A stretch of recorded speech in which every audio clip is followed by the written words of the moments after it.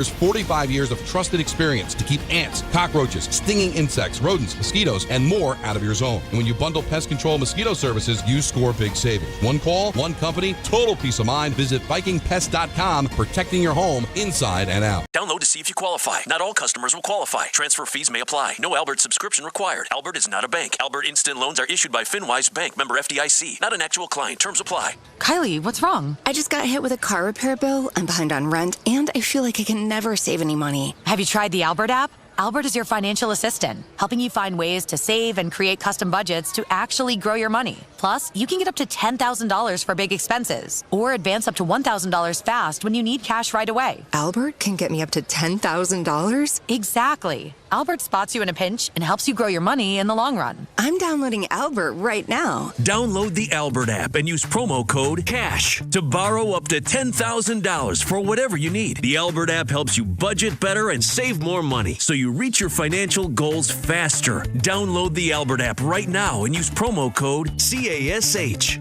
to borrow up to $10,000. Use code CASH to borrow up to $10,000. Back to school starts now.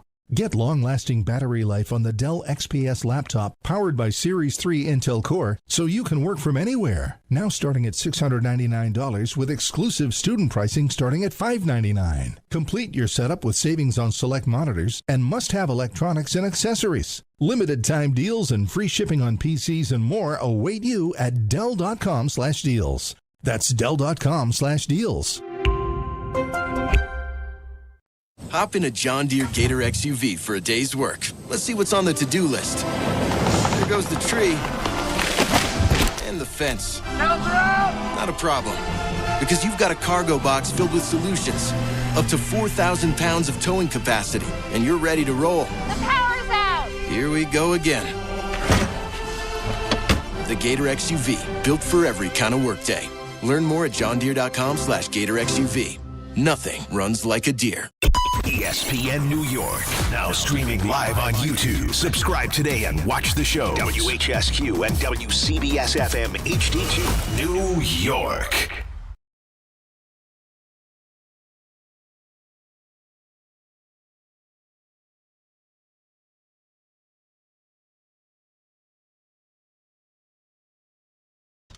Time to get on board. Get on board. Join the Cade Brigade. Carlin, ESPN New York. And on the ESPN New York YouTube channel, 800-919-3776. 800-919-ESPN. I am thrilled to be with you today on this Thursday. Excited to talk a lot of football today. We'll get into the Yankees actually scoring runs last night. And it begs the question, is 10% good enough for you? Is 10% good enough for you? We'll explain that through the course of the show. We'll also take a look at everybody else in the divisions of the Giants and Jets as we're talking about what the prospects are for the seasons for both these teams and what the high end is and what the low end is. What we really need to do is also pay attention to everybody else in the division and how that will play in to their prospective fortunes this season. Friends, I'm going to start here. I normally do not love being this guy. It's not something that I've been terribly comfortable with in my life, but in my professional life. I don't want to be the guy to just throw it out there and say, let's do this. Crazy hot take. Yeah, listen, I'll come up with some takes sometimes that will make you scratch your head. I don't know what it is about this week in particular that has done it for me, but I have really lost a lot of good feelings about what the high end for the Jets is with Geno Smith as a quarterback. And I'm just going to start it right now. Cade Klubnik needs to be legitimately considered within a month to start for the Jets. And I know what I'm saying when I say this. And I know that there are some of you that are rolling your eyes, but allow me to present my case for a moment, if you will. So Geno Smith comes over. We know what his history has been. We understand that when he was in a good situation in Seattle, he put together a very good year where he threw 30 touchdowns, and it was the season of his career. Tied for 9th in the MVP voting, but as Ray Danahan pointed out to me yesterday, did a little deeper dive on that one. If you go look at the entire voting, he was tied for 9th with about 400 other people with one vote. So maybe I was giving Geno a little too much credit. I didn't look for the proper context when that happened. Okay. I look at this past season, and I know what happened in Vegas, and my immediate instinct, this is where I am. My immediate instinct, me as a person, you get the benefit of the doubt to begin with. You do. And I'm giving him the benefit of the doubt off of an absolutely awful season where the Raiders' offensive line was as bad as could be. Last night, I was on a show with Q Myers. You know him from ESPN Radio, out in Las Vegas. And Q covers the Raiders, does an amazing job. And it just got me thinking more and more about what that season was for Geno. You had Chip Kelly, which was an abject nightmare. You had a lot of things working against him, and obviously not a functional situation. None of that helped. 19 touchdowns, 17 interceptions. The last 2 seasons, Geno has thrown 32 picks. His last year in Seattle, he threw 15 interceptions. He comes here, has the crap happen in the offseason, minor as it may be with speeding tickets and such, and whatever happened in the dispute with the ex-girlfriend. None of it's good publicity, certainly. Geno has his history here, which is basically highlighted by someone named IK and Impali punching his lights out because he didn't show up at what was a youth camp. All years and years ago, all water under the bridge, right? The Jets had to go with somebody that was going to give them their best chance to win. And from what their options were this offseason, they felt like Geno Smith gave them their best chance to win. Then the other day, Geno goes out there in the first time lining up against another team, and you might say it's practice, we're trying things, whatever. 2 interceptions in 6 pass attempts, one of which was a pick 6. And we're not supposed to make anything big of any of that. The Jets have a better offensive line than the Raiders had last year. Now, you could run 5 fat guys out there right now and probably have a better offensive line than the Raiders had last year. The Jets have, I think, although we don't know with, at least on the side with Kenyon Sadiq, the Jets theoretically should have some better weapons for which Geno to work with. Certainly a healthy Garrett Wilson will help, somebody who's had 1,000 yards every year and hasn't even been in a fantastic situation to succeed yet, and still, we'd all agree, has succeeded and has been paid as a result of that. They're talent-wise in a better position than they have been. They have Breece Hall, who I think has capability of being a 12 to 1,300-yard back and somebody that can catch the ball out of the backfield. And it's something that they want to do first and foremost. What they want to do is not screw it up. Okay. So this is where my question comes from.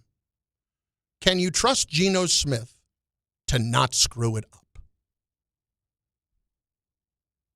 Really, look at yourself in the mirror. I want you to do this. Look at yourself in the mirror and say, hey, can I really trust Geno Smith to not screw this up? Or if you want to put it another way, how many games are the Jets winning this season with Geno Smith as their quarterback in all 17? Is that number 6? Is that number 7? The dead inside Jet fan is Ray Denahan on this show. And I will ask Ray Denahan to give me his objective opinion, barring any other opinions that he has heard discussed over the last hour and a half in what I would say was a highly contentious production meeting at times. And I will ask Ray, if Geno Smith is the starting quarterback for the Jets for all 17 games, how many games are the Jets winning this season? The problem with the Jets' schedule and the way they are is when you look at it, you see and identify 6 winnable games. But that term is winnable. Right. Which means they are also losable. Correct. So I would say their ceiling with Geno Smith is about 6 wins. Okay. Let me ask the same question before I lay out the case. And I'll ask it again afterward. What is the ceiling for the Jets season with Cade Klubnik at quarterback? All right, you may not be able to answer that right now because you're going to say, I haven't seen Cade Klubnik. I'm not going to lie to you, okay? Myself, tomorrow night, that will be the first time that I see personally Cade Klubnik throw a pass in a Jets uniform. I've not seen him in practice, but I am going to go based off of a few different things that I put a lot of trust in. And what I put a lot of trust in is if I don't know something, I talk to people in the know. And people in the know tell me a few weeks ago before training camp even started, Klubnik, the way he plays, the way he carries himself, the way he throws the ball, he looks like it. He looks like it. Okay, again, I get nuts here, right? So as many of you know, I hosted the NFL draft for the last several years for ESPN Radio. And leading up to that, in doing my studying and such, what do? I talk to people in the know. And when I talk to people in the know, I go out and I solicit their opinions on players, mostly players on other teams, because you'll get guys with players on their teams who they have an agenda to say good things about. Because if it's college people that I'm talking about, there's an agenda of the more guys we get drafted, the better we can do in recruiting. So that's good for us. But when I get them to talk about other teams' players and who they had to go up against, I get better answers. I might get more answers that I don't have to necessarily take with a grain of salt, okay? I want to share with you a couple of quotes that I got in relation to Cade Klubnik. Now, I'll remind you of the following. 2 years ago, Cade Klubnik at Clemson, 63% completion percentage, 3,600 yards in 14 games, 36 touchdowns, 6 interceptions. That's 2 years ago. Okay? Last year at Clemson, 65% completion percentage. This is in 12 games. 2,900 yards, 16 touchdowns, 6 interceptions. He threw 20 fewer touchdown passes last season and threw for 700 less yards, 2 games less, but 20 fewer touchdown passes. Those are your statistics. After that junior season, after that third year, Cade Klubnik was considered to be one of those quarterbacks that was going to be the highlight of last year's draft. And for whatever reason, with all of them, with Arch, with all those different guys, you had guys get hurt. You had Drew Aller get hurt. You had other guys get hurt. You had other guys play poorly. Lenore Sellers was supposed to be somebody this year. What do you know? He didn't play well last year. This is what an opposing coach said to me about Cade Klubnik. And I quote, in relation to Clemson, offensively, they stink as coaches. He played phenomenal against us. Kept his eyes down the field. It felt like their problems this season with him were not a lot more schematic than anything else. They were not putting him in positions to succeed. He has the skill set. He has not been in a system that helps him. End quote. That was what was said about Cade Klubnik last year. And you're going to say, well, then why was he a 4th-round pick? Okay, well, 2 years ago, same thing we're talking about with Drew Aller, right? Well, let me read you what somebody said to me about Drew Aller,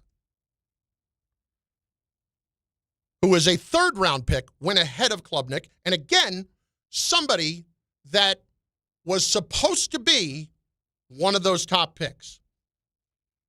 This was a coach who was at a school that offered Drew Aller a scholarship and when he was coming out of high school, and then was very familiar with everything that happened at Penn State.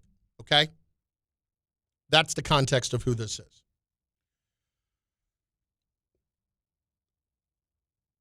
When this is an offensive coach. We offered him a scholarship off of throwing tapes and some highlights. You had to do that to even get in the discussion with him because he was the number 1 recruit nationally. A workout phenom. But then, as a staff, we sat down and watched game tapes. After 10 minutes, the room was like a morgue. He stunk in high school, especially when the game was on the line. James, as in Franklin, went out of his way to pump him up at Penn State, blamed the receivers every year, threw that horrible pick at the end of the game against Oregon. For Pete's sake, just go to overtime. If you're everyone else in evaluating him, we're not winning with this guy. Watch the games. I can't imagine him being a good pro. Okay? So I just read that to you to provide context on the situation about a couple of these quarterbacks that went later than initially they would have. So we're back to Cade Klubnik now, okay? Cade Klubnik was also a number 1 recruit nationally, a 2-time USA Today Offensive Player of the Year, the Texas Gatorade Player of the Year, ACC Championship Game MVP as a freshman, okay? And as I said, his junior year, 36 touchdowns, 6 interceptions. Then he slips to the 4th round off of what happened this past year. Was any of it his fault? Of course some of it was his fault. But we know it's there. And here's what else we know. The Jets wanted him. The Jets traded up 21 spots in the 4th round to get Cade Klubnik. The Jets felt like they were getting a lottery ticket. I know we used that in relation to draft picks quite a bit, but the Jets felt like they were getting a very low-risk lottery ticket with Cade Klubnik and the talent that he has. And certainly, when you look at everything about Cade Klubnik, somebody who's 6'2", a little bit bigger of a quarterback, maybe fits more of what Frank Reich would be looking for. Okay.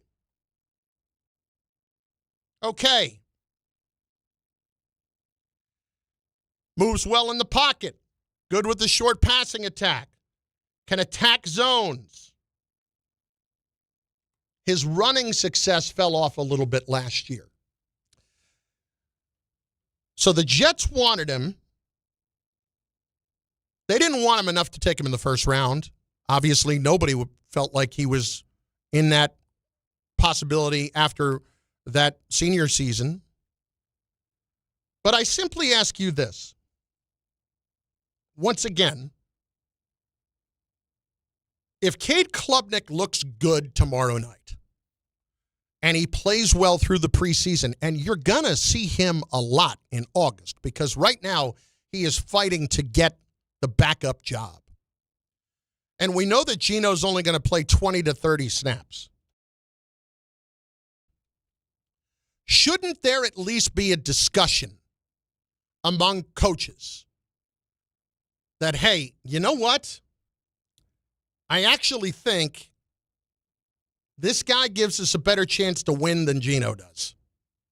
Isn't that a possibility within a month? We are literally 1 month out from the start of the Jets season. September 13th, the Jets season begins. 1 month from today. You're telling me that can't be a discussion off of what we see. All right, I'm not going to try to sell you on the idea that he's going to start the season. How many games does Geno get at that point? Aaron Glenn obviously has to win games.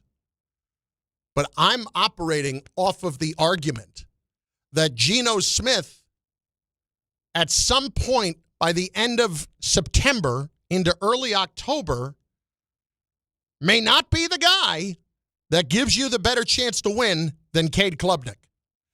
And Klubnik is not going to get a ton of reps in the month of September based on what you have to do each week to prepare to start. Geno's going to get those reps. How long is it going to be until you start to talk about it? Let's just say this.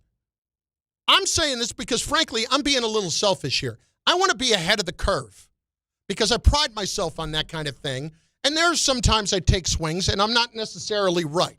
This is me taking a swing on something that I think is legitimate. I think this is something that, based on how the next 2 to 3 weeks play out, absolutely should be discussed, absolutely should be considered, and if I don't consider it, if truly my main job is to try to win as many games as possible as Aaron Glenn, how much trust am I going to have in the Geno Smith situation? I reached out to another guy who is an NFL talent evaluator. You would know him. And I said, what do you think about this? Am I loco? Am I just a moron? Am I just a complete idiot for even suggesting that this is something that should be talked about a little bit more? You know what the answer was? No. The answer came in a couple of different texts. One, Geno ain't it. Number two, the front office should force it. This is what people are saying. This is what people in the know are saying.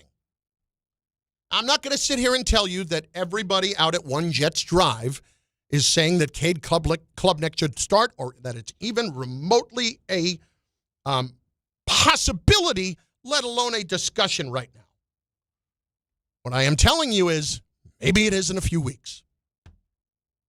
Maybe it is in a few weeks. Let me just put this out there, okay? First month of the season is as follows.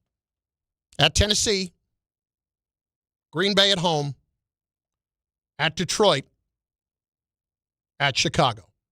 Takes you through October the 4th. First 4 weeks of the season. At Tennessee, Green Bay, at Detroit, at Chicago.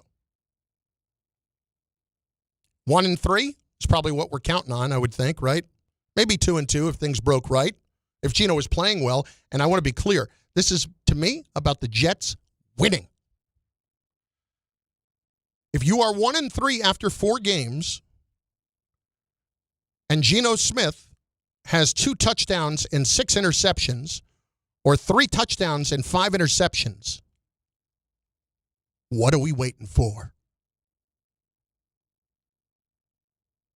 In the words of the great Mickey from Rocky, what are we waiting for? Guys, we know what this year is, okay? This is a year we hope to win games and be better, and I want the Jets to win as many games as possible, and if Geno Smith is playing well, Geno Smith is the guy. My faith in Geno Smith is waning by the moment, based on training camp, based on everything that I have to go off of the last couple of years, based on this is still a question for them for the future. How many games, and you can put this on the poll, how many games do you think Cade Klubnik starts for the Jets this year? What would you put the over-under at? Let's ask our veteran odds makers across the way. Tom Bauer, I ask you right now, what would you, if you were setting the line on how many games Cade Klubnik starts for the Jets this season, where would you set that right now? I'd put that at 4.5 right now, being that 4.5. he's not the starting quarterback at the moment. Okay, 4.5. Ray Dinahan, where would you put that number if you were, Ray Vegas? I would probably set it at about 5. Right. 5.5. I would jump on the over. I would jump on that over. I'm going to tell you, I think he starts 8. This is not against the Jets. So I go back to our original question. Knowing that Geno gives us 6 wins, knowing everything I just told you about what we have with Cade Klubnik, or what we know, and how they're kind of impressed so far with what they have, how much worse are you going to be? Not telling you to tank. Jets have to win games. Wouldn't you rather have 5 wins and more information than 6 wins and less information? I know what I would rather have. Should Cade be pushing Geno right now? That is your question at 800-919-3776, 800-919-ESPN. Here's what it is. 10:25 and 54 seconds is the timestamp. We are starting the hashtag CadeBrigade. That's right. Long Island is more exciting than ever at Jake's 58 Casino Hotel. This August, don't miss the Big 5 spin-off and your chance to win your share of $55,550. Be here on Friday, August 7th and 28th from 3 to 7 p.m. when one lucky winner will be drawn every hour to select 4 balls from the lottery drum to win up to $5,555 cash. Don't miss the Big 5 spin-off where Long Island wins at Jake's 58 Casino Hotel. If gambling is a problem for you or someone you care about, please call the 24-hour toll-free helpline at 1-877-8-HOPE-NY or text HOPE-NY. We have plenty of slowdowns on the BQE this morning getting into Atlantic Avenue, both directions. Westbound BQE very slow from the LIE up and across the Kosciuszko. Cross Island Parkway, plenty of traffic north getting up towards both the Throgs Neck and the Whitestone. And the Whitestone Expressway is also extra slow coming into the Whitestone Bridge. Long Island Expressway remains congested out of Nassau County back into Queens up to the Clearview. And the Cross Bronx, lots of traffic westbound at Webster Avenue right back up to the George Washington Bridge. I'm Matt Ward on 880 ESPN. New York. There you were, surrounded by fans. Everybody remembers the game. Nobody remembers the guy coughing behind you. Till a few days later, at 2 a.m., you wake up with a fever and your throat's on fire. Now what? Urgent care? Closed. ER? Slammed. Telehealth? Maybe, but the pharmacy's closed. You needed a medical emergency kit. These aren't first aid kits. They contain essential prescriptions used for over 30 common conditions. Sinus and ear infection, UTIs, stomach bugs, traveler's diarrhea, and more on hand before you need them. Use your doctor-developed guidebook to select the right prescription or call their telemedicine doctor standing by. It's like an urgent care and drugstore at home. When you're sick, traveling, or stranded, you'll wish you'd ordered a medical emergency kit. Order online in minutes and it's shipped to your door. And save $45 with my promo code 880 at urgentcarekit.com/880. That's promo code 880 at urgentcarekit.com/880. At Uline, the prevailing opinion is, if you don't live it, you don't believe it. The people at Uline believe in hard work, and they live it by being there 24/7 to answer your call, having 41,000 items in stock, and offering same-day shipping from 12 locations across North America. Business owners, sellers, buyers, shippers, and packers believe it. Uline is the hard-working, dependable source for your shipping and industrial supplies. Visit uline.com. If you've been injured in an accident that wasn't your fault, then you need a lawyer who knows New York's unique personal injury and workers' compensation laws. At the Parisman Firm, they have decades of experience handling all types of accident cases and a proven track record of delivering huge results. Their team has already recovered nearly $1 billion for injured New Yorkers. From construction to car accidents and slips and falls, they've got you covered. Call the Parisman Firm now at 718-WORKERS, where your case is their cause. Get the justice you deserve today. Hey, it's Alan Hahn. At Rings End, they're there to help realize your modern design visions. That's why they partner with Marvin. Engineered for big ideas, Marvin modern windows and doors deliver effortless elegance, expansive views, and industry-leading innovation, all in a modular system designed to meet the exacting principles of modern architecture. Experience Marvin Modern at a Rings End showroom today and create something stunning with them. Rings End is a certified Marvin installing retailer. That's the ease at which you get information. You want it, you get it. Like that. Ask your phone. Group chat. Smartphone. You're always connected and informed in real time. No waiting. So if you're diabetic and still using finger sticks to read your blood sugar, what are you waiting for? Knowing your blood sugar levels instantly is important for managing diabetes. Call US Med at 888-665-0696. To learn more about continuous glucose monitors, a real-time instant method to track your blood glucose, US Med is an approved provider for Medicare and over 1,000 private insurers. And the best part? Call 888-665-0696 and we'll give you a free insurance benefits check today. So call 888-665-0696 today. That's 888-665-0696. And manage your diabetes as easy as...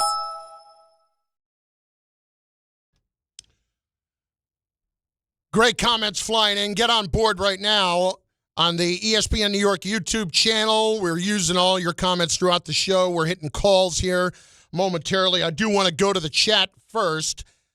It's the Cade Brigade. That's what the deal is. The Cade Brigade.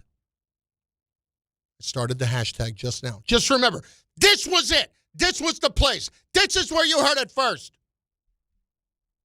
Here's the deal on this, okay? It's not, I promise you guys, I'm not somebody that just wants to sit here and stir you up and tick you off and any of that. What this is about is reasoned thinking. If I see a lot of good play from Cade Klubnik over the next few weeks, and I see Geno Smith look meh, I don't expect that Cade's going to start the year in any way. Don't expect it. What I want right now, over the next few weeks, is for Cade Klubnik to make Geno Smith feel uncomfortable. That's what I want. That's what I want. You know, a few years ago, and I forget the kid's first name. I was up in Boston and was listening to Boston Sports Radio, which, as you can imagine, not the brightest bulbs on the tree up there for the most part, okay? But they were just coming off of, I don't believe they were either about to draft Drake May. No, they hadn't drafted Drake May yet. And they still had Mac Jones, right? And Belichick is still the coach at this point. And he was having a preseason, was Mac Jones, where he wasn't looking all that good. And the Patriots at the time had brought in a 7th-round selection. He was from Louisville. His name was Malik Cunningham. He was a quarterback. And so I'm driving around Boston during vacation in the summer, and these dopes are up there making the case, Malik Cunningham should start right now over Mac Jones. And it was the dumbest thing ever. It was just the dumbest thing ever. And I'm just sitting there thinking, like, you know what you are? You're a disgrace to our profession. Because I know what you're doing right now.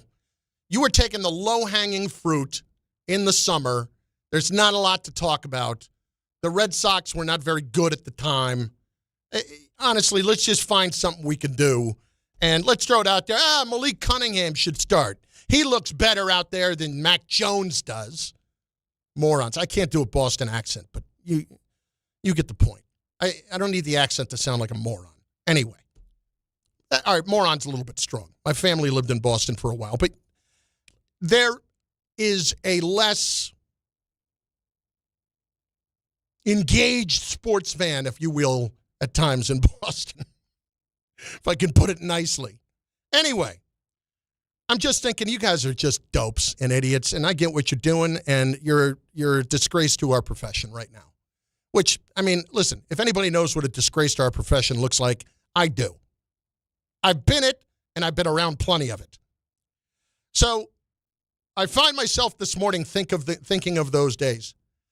The difference is I have a legitimate argument here off of somebody that went on in college to be a great player and was considered to be a top 10 pick after his junior season.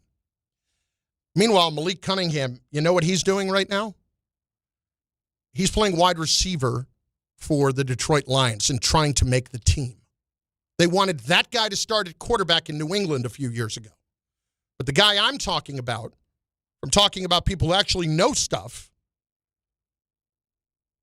this guy's actually got a chance, and at one point was rated very, very highly. Okay, so here we go with some of the comments. Soulful Dad, I'm expecting 6 wins as well. Would love for the Jets to have a winning season. Haven't seen one of those in forever. Hey, I'm with you, brother. My first and foremost thought is what will help the Jets win as many games as possible, and that's where this argument is being born out of. And my lack of faith in Geno at the moment is where it's born out of, and my thought process of Frank Reich wanting this guy, the Jets clearly wanting him, moving up to go get him, and doing everything that they had to at that point, understanding that he was a steal, we need to go do it. Eitan Tomlinson, I didn't see much of Klubnik while watching Clemson. Maybe it was the coaching. I won't sit here and tell you that none of it was Klubnik's fault, but when I have an opposing coach say that about the Clemson coaches and someone that is evaluating them as a player and watched him play and saw how impressive he was, that tells me everything I need to know. So I'm going to put a lot more stock in talking to people like that who don't have an agenda, who don't have a dog in the fight, so to speak. LG, when you see here, Carlin, when you say you don't know, you will listen to people who do. All projections have him as a good career backup. Listen to these people. Not all projections, because the projections a year ago did not have him as a career backup. The projections 1 year ago had him as a top 10 pick. And potentially the number 1 overall pick. If we're really being honest. So something happened inside of a year. Did he completely forget how to play football inside of a year? He has to take ownership of whatever that was. But here he is with an opportunity. Raiders were really bad all around last year. Geno will look better with the Jets this season. ... I hope. Okay, I'll point you back to 2 years ago. Seattle, 15 interceptions 2 years ago. Carlin's trying to make a controversy at quarterback where there isn't one. The Jets are likely bringing in a veteran backup anyway. This is moot. Not trying to make a quarterback controversy, trying to figure out how I can get this team to either A, win the most games possible, or B, get as most information as I can. Because if you felt good enough to trade up for the guy to get him there, maybe you'll get enough information to know, okay, he's not good enough to be our starter for the future, but he is good enough to be our backup for the future. And maybe we can work with that.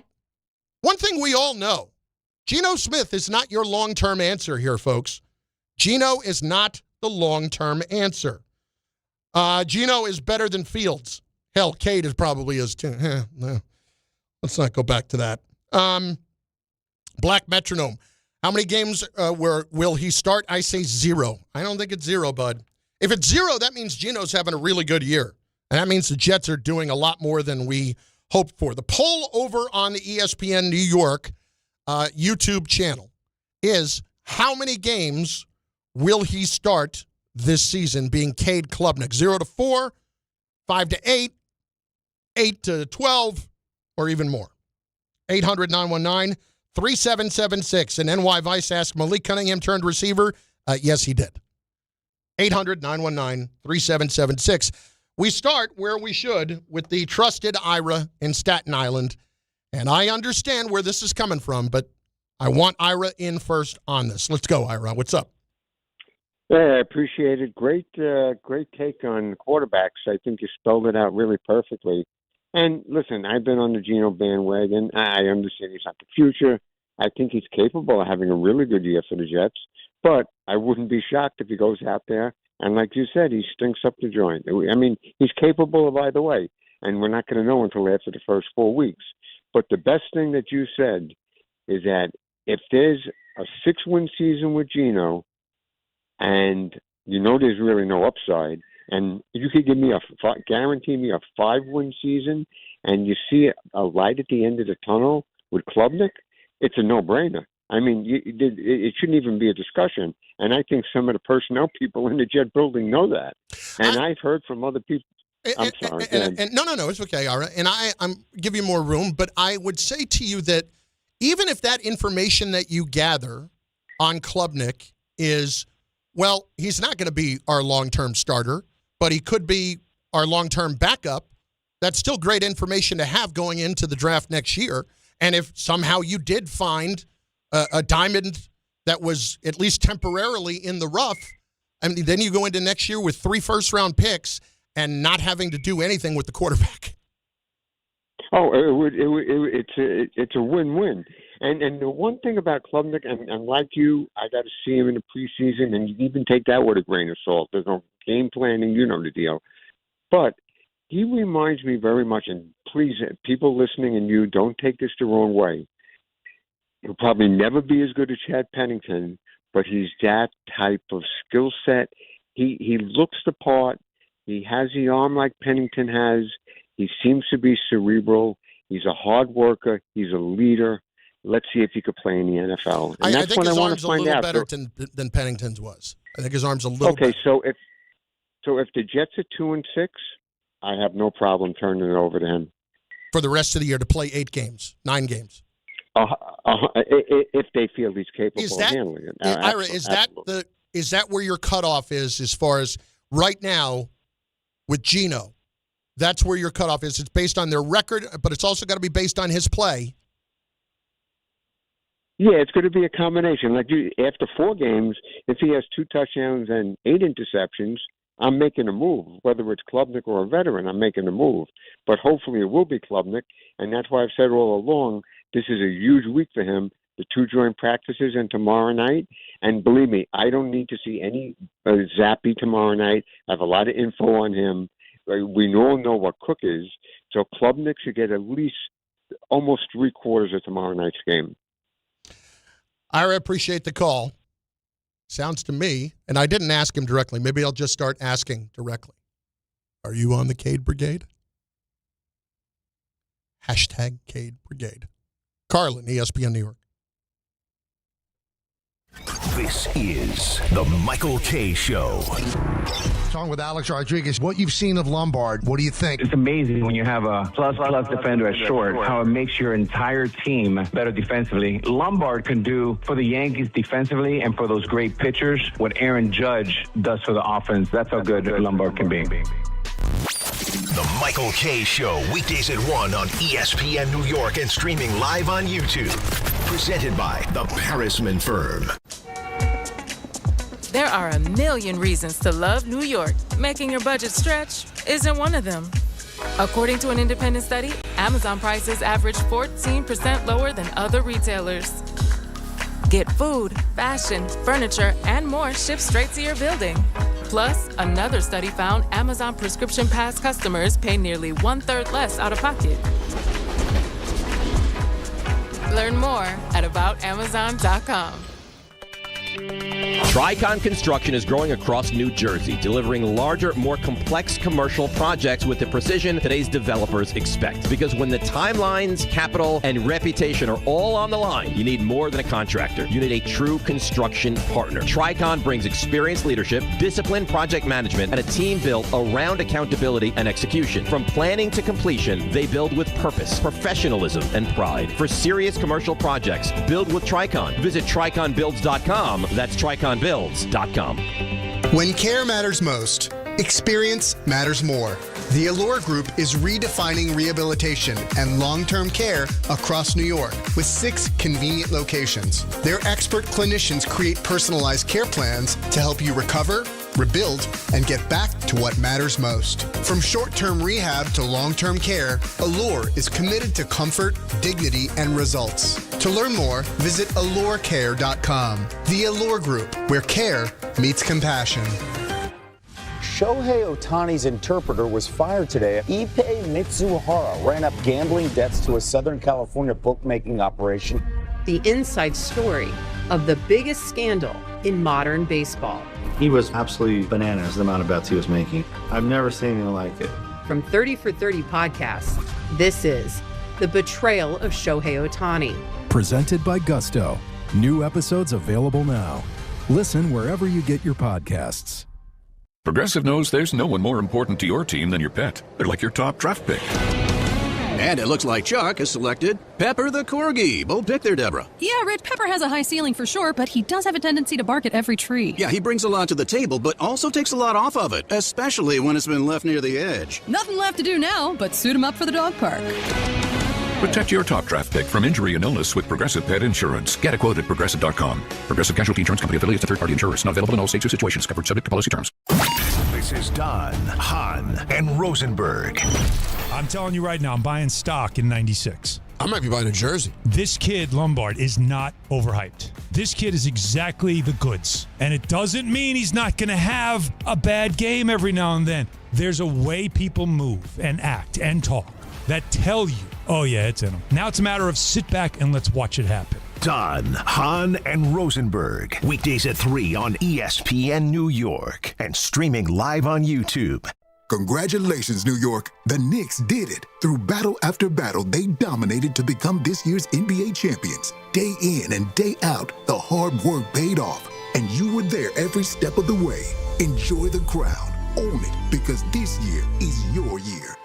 A part of your legacy that will never be forgotten. So celebrate this moment, show your pride, and shop the largest selection of official NBA gear at NBAstore.com. A Fanatics experience.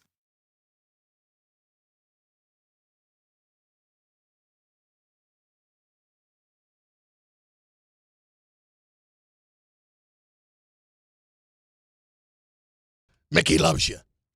Carlin, ESPN New York. ESPN New York YouTube channel, 800-919-3776 at 11 today, as he did the other day. Brandon Tierney will join us for an hour, and I'm excited for that, and I'm excited to get his take on this Klubnik stuff as well.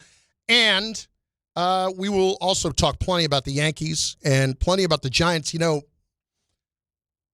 the way Bailey's looking right now, and again, it's early in the season, haven't even seen him in a game yet. I would think that we could have a very interesting discussion for a long time between David Bailey and Arvel Reese and the kind of players that they both turn into. Because that decision belonged to the Jets at number 2, and they went in that direction. And it seems like they feel pretty good about that, but it seems like the Giants feel pretty good about having gotten Arvel Reese as well. But I want to continue on this, and we check in with our guy David and Elizabeth D. What's going on, bud? How are you? What's going on, Chef? And everybody, watch your step and get your tickets out because we're all on board for the Cade Brigade. The Cade Brigade! Yes, sir. Yeah, I'm going to be honest with you. I'm going tomorrow, so I'm going to see it firsthand. We're going to see what we got. And I'm going to be honest with you. Like, from asking you before the draft and asking you a bunch of times, you kept saying that, his grade is kind of incomplete and, he's a question mark. He could be coached up to be decent. You never know. We don't know what he can be. But it would be nice if he panned out to be something. And I say the same thing as far as the estimate of how many games he would play. I think he would start maybe like 4 or 5 games, something in that ballpark, because, they're going to let Smith out first, and they want to see what he does. And if Smith stinks up the joint, the Cade Brigade will begin. And, it is what it is. It's only 4 or 5 games. Do you learn enough in that amount of time? And that many starts, yes. I want to say yes. Well, I'm sorry, Chef. I just wanted to say yes because I believe after 3 consistent games, you should have picked up something by then. Not saying that, we could give a complete grade 100% like you said because, the numbers are still kind of small. But three consistent games, you should at least, start to get the feel of, NFL game, a little bit of experience, a little bit of stuff. But we'll see what we got, man. I'm excited. And, yes. I will ask you this. What do you think the ceiling is with Geno for wins? If it goes smooth, maybe 7 wins, maybe, and that's asking for a lot. What do you think the ceiling is? If you played Cade Klubnik out of the gate, what do you think the ceiling is? At least 4 games, at least 4 wins, maybe. Yeah. At least, because, he doesn't have that much experience. And, like I said before to you, gentlemen, you ever notice that a bunch of quarterbacks, especially rookies, they make like 2 or 3 consistent passes. Next thing you know, they think they could just start, hitting them the tight windows. And the next thing you know, the opponent has the ball. Yeah, listen. I appreciate you, Chef. Listen, I'll ask you another question, all right? And I think that's fair. If the Jets won 7 games with Geno, I would have no issue because there was clear improvement with where they are. And that's the scenario I was talking about the other day, that if the Jets do that, then that's when we start talking about Baker Mayfield. Because if the Jets win 7 games, is it going to be because Geno played lights out? Or is it going to more likely be because some of the younger weapons, and I include Garrett Wilson in that, even though he's been paid already. He's a veteran. He's been around a couple of years, but he's still a young player. Some of those younger weapons actually develop into something. And so if that's the case, if those guys are all good and the offensive line is better and they're running the football, these are all the things that are going to make the difference in quarterback play. If it's not making a huge difference for Geno Smith in the quarterback play, then what are we even talking about at that point? Get on the ESPN New York YouTube chat, 800-919-3776, 800-919-ESPN. The chat is coming in. Soulful Dude, Cade Brigade does have a nice ring to it. It kind of does, doesn't it? Mm-hmm. Hashtag Cade Brigade. Put it up on the YouTube channel. Just leave it up there. I just want to see that the whole day. Hashtag Cade Brigade. Leave it up during Don Hahn and Rosenberg. Leave it up during K. I don't care if you're talking about the Yankees. I don't care. Eitan Tomlinson, oh my God, you people have probably never watched Cade in your lives. I've seen him play plenty in college. Have seen him play plenty. I will not sit here and tell you that I have seen Cade Klubnik throw one pass in a New York Jet uniform that wasn't a 7-on-7 in an OTA or something like that. I'm not going to lie to you. Haven't seen that. But they obviously felt a way about him when they made the move to go up and get him, to at least think, yeah, this is a pretty low-risk type of investment for us to make, but we should jump and go try to make a move and move up. Steve in Brooklyn, next on ESPN New York. Steve, are you on the Cade Brigade? Hey, absolutely, Chris. But first, I want to thank you for some football picks in the past. You helped me make some money, and if I'm assuming that you faded me on those picks. Yeah, no, yeah, a little bit, but yeah, exactly. I got to tell you, you could have a whole show just with your picks. I love them. I love the way you think, and I love the way you think about personnel. I was going to say, if I ever see you in the bar, I'm buying the drinks. I appreciate that. Listen, I would bet against me, too. I've done that whole opposite bit. That doesn't even work for me. So whatever, if I was somebody else and I heard what my pick was, I would immediately go the other way. Even me thinking, what are all my instincts telling me? Let me do the George Costanza and go with the opposite. That doesn't even work because then I get my fingerprints all over it and it completely sullies the whole thing. No, man, you're good. You should give yourself more credit than that because really, I love the way you think about stuff, and and the Cade Brigade sounds exactly right. And I think you're spot on with this because I've been a Jet fan for years and years, and the thing we miss is a good quarterback. And you got a guy like Frank Reich teaching this kid. Why not start him at least half the time? I think you're spot on with this, and I think this could grow into something. Well, I mean, listen, I think we have time to find that out. Really, a lot of it's going to depend on how bad Geno looks, frankly. I don't know how much of it's going to depend on how good Klubnik looks in practice. Really, Klubnik's best opportunities to show everything he can do is going to come over the next few weeks between now and the start of the season, because once the season starts, when you're the backup quarterback, you don't get a lot of reps. You don't get a lot of reps at all. Sometimes, if your team is keeping two or you have a practice squad guy, you might even be running the other team's stuff. I doubt that would be the case there.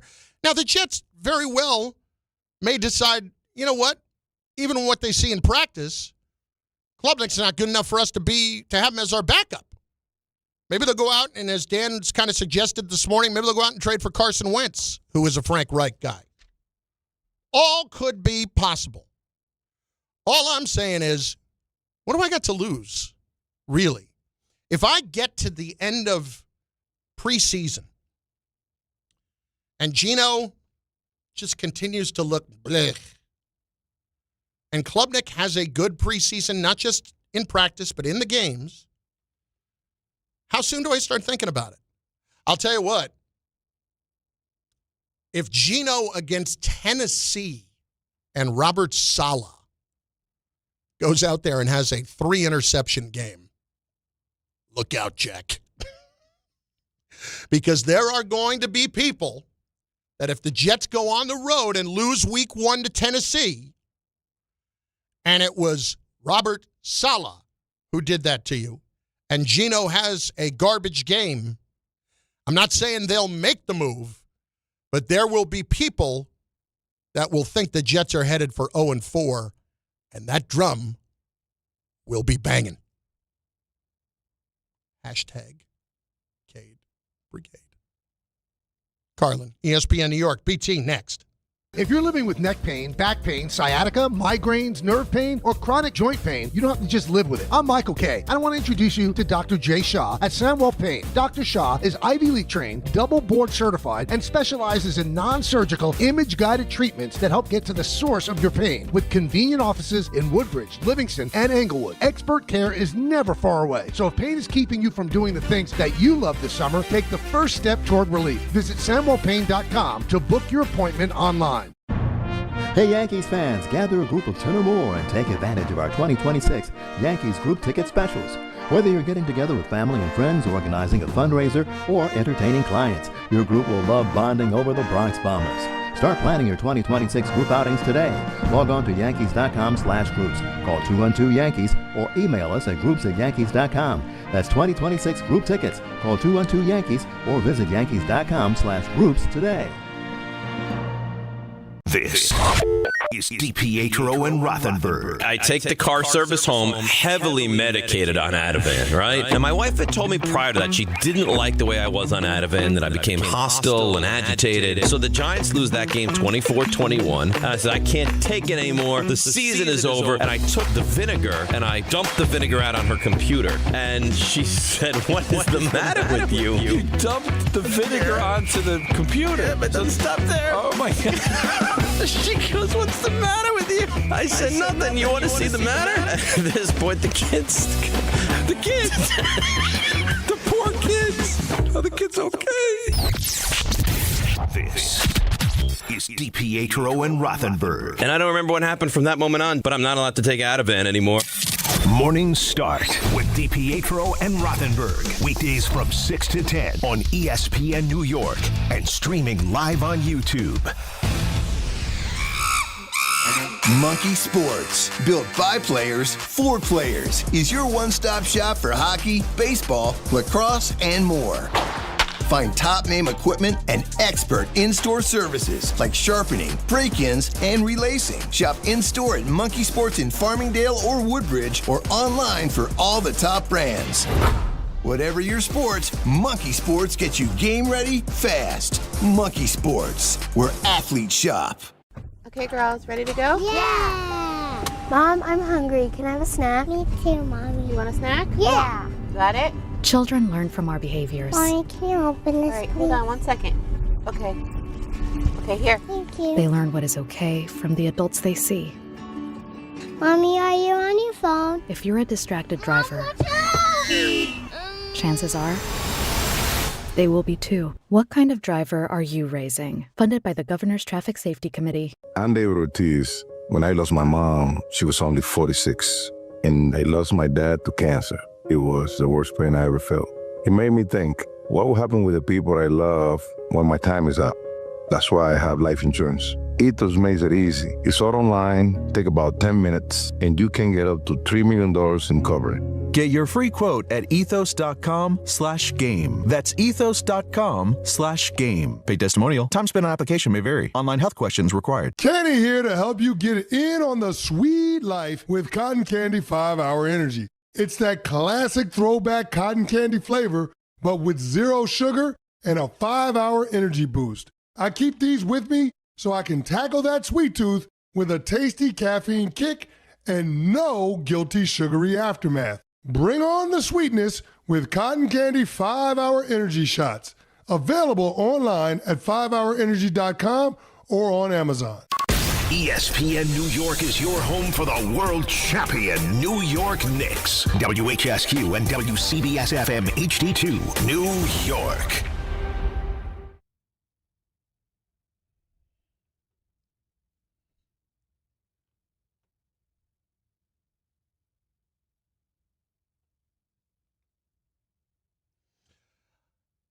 Awesome to have him again. We had him the other day for an hour. He is Brandon Tierney. BT Unleashed is the YouTube channel. You, of course, also follow him on the Jets Collective podcast with Jake Asman and Rich Cimini as well. BT, what's going on, bud? How are you?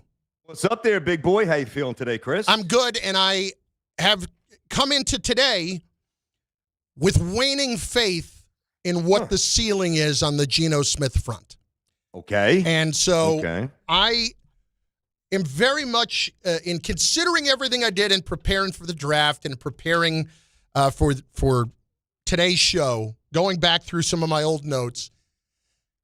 Cade Klubnik should be making Geno Smith feel uncomfortable by the end of training camp. Your thoughts? By the end of camp, not even like October. Make him feel uncomfortable by the end of camp. Well, I'm not saying you're going to start him day one, but I just start with this. I wanted you to just think about this question, and we can answer it now and kind of come back to it. That's what I did at the beginning.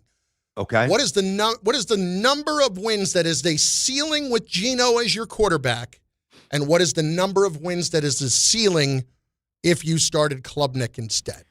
Okay. Not to be evasive, but the second part, I don't know. Right. I've never seen. Yeah. Okay. To be fair. Mm-hmm. Now that also represents possibilities on the optimistic side, as you well know.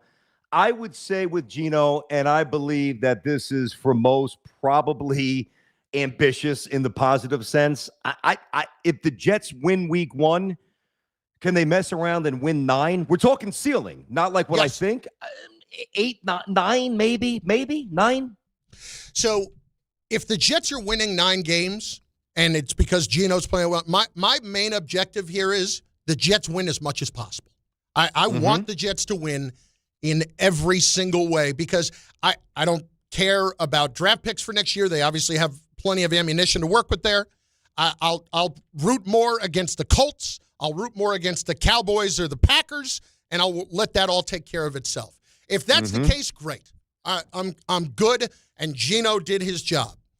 I'm in the moment really struggling with that being the case. And I'll admit that maybe it's just over the last couple of weeks that my faith in this has kind of fallen apart. But I look at the last couple of years. It's 32 picks over the last 2 seasons, and I know what happened in Vegas. Is Geno somebody that I should automatically be giving the benefit of the doubt to? It's obviously diminished after last year, and you know the circumstances. Kelly gets fired. O-line was horrendous, the exact opposite of the Jets O-line.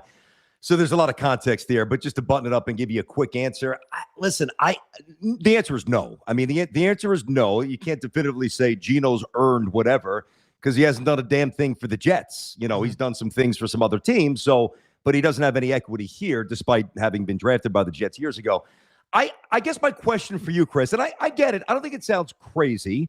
I'm not with you entirely. We can probe deeper into that if you want, but what if the last 2 days, instead of, Geno throwing it to the Bucs too often or Geno getting, having bad practices, Geno lit up Tampa? Are you coming on the air and saying that today? I'm probably not.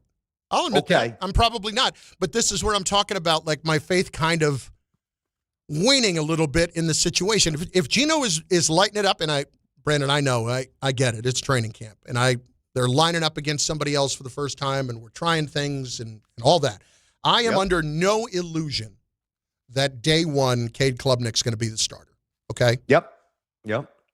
My thing, this is all born out of where will the Jets win the most games? And I can't say it's going to be with Klubnik, but I have bad feelings about Geno right now.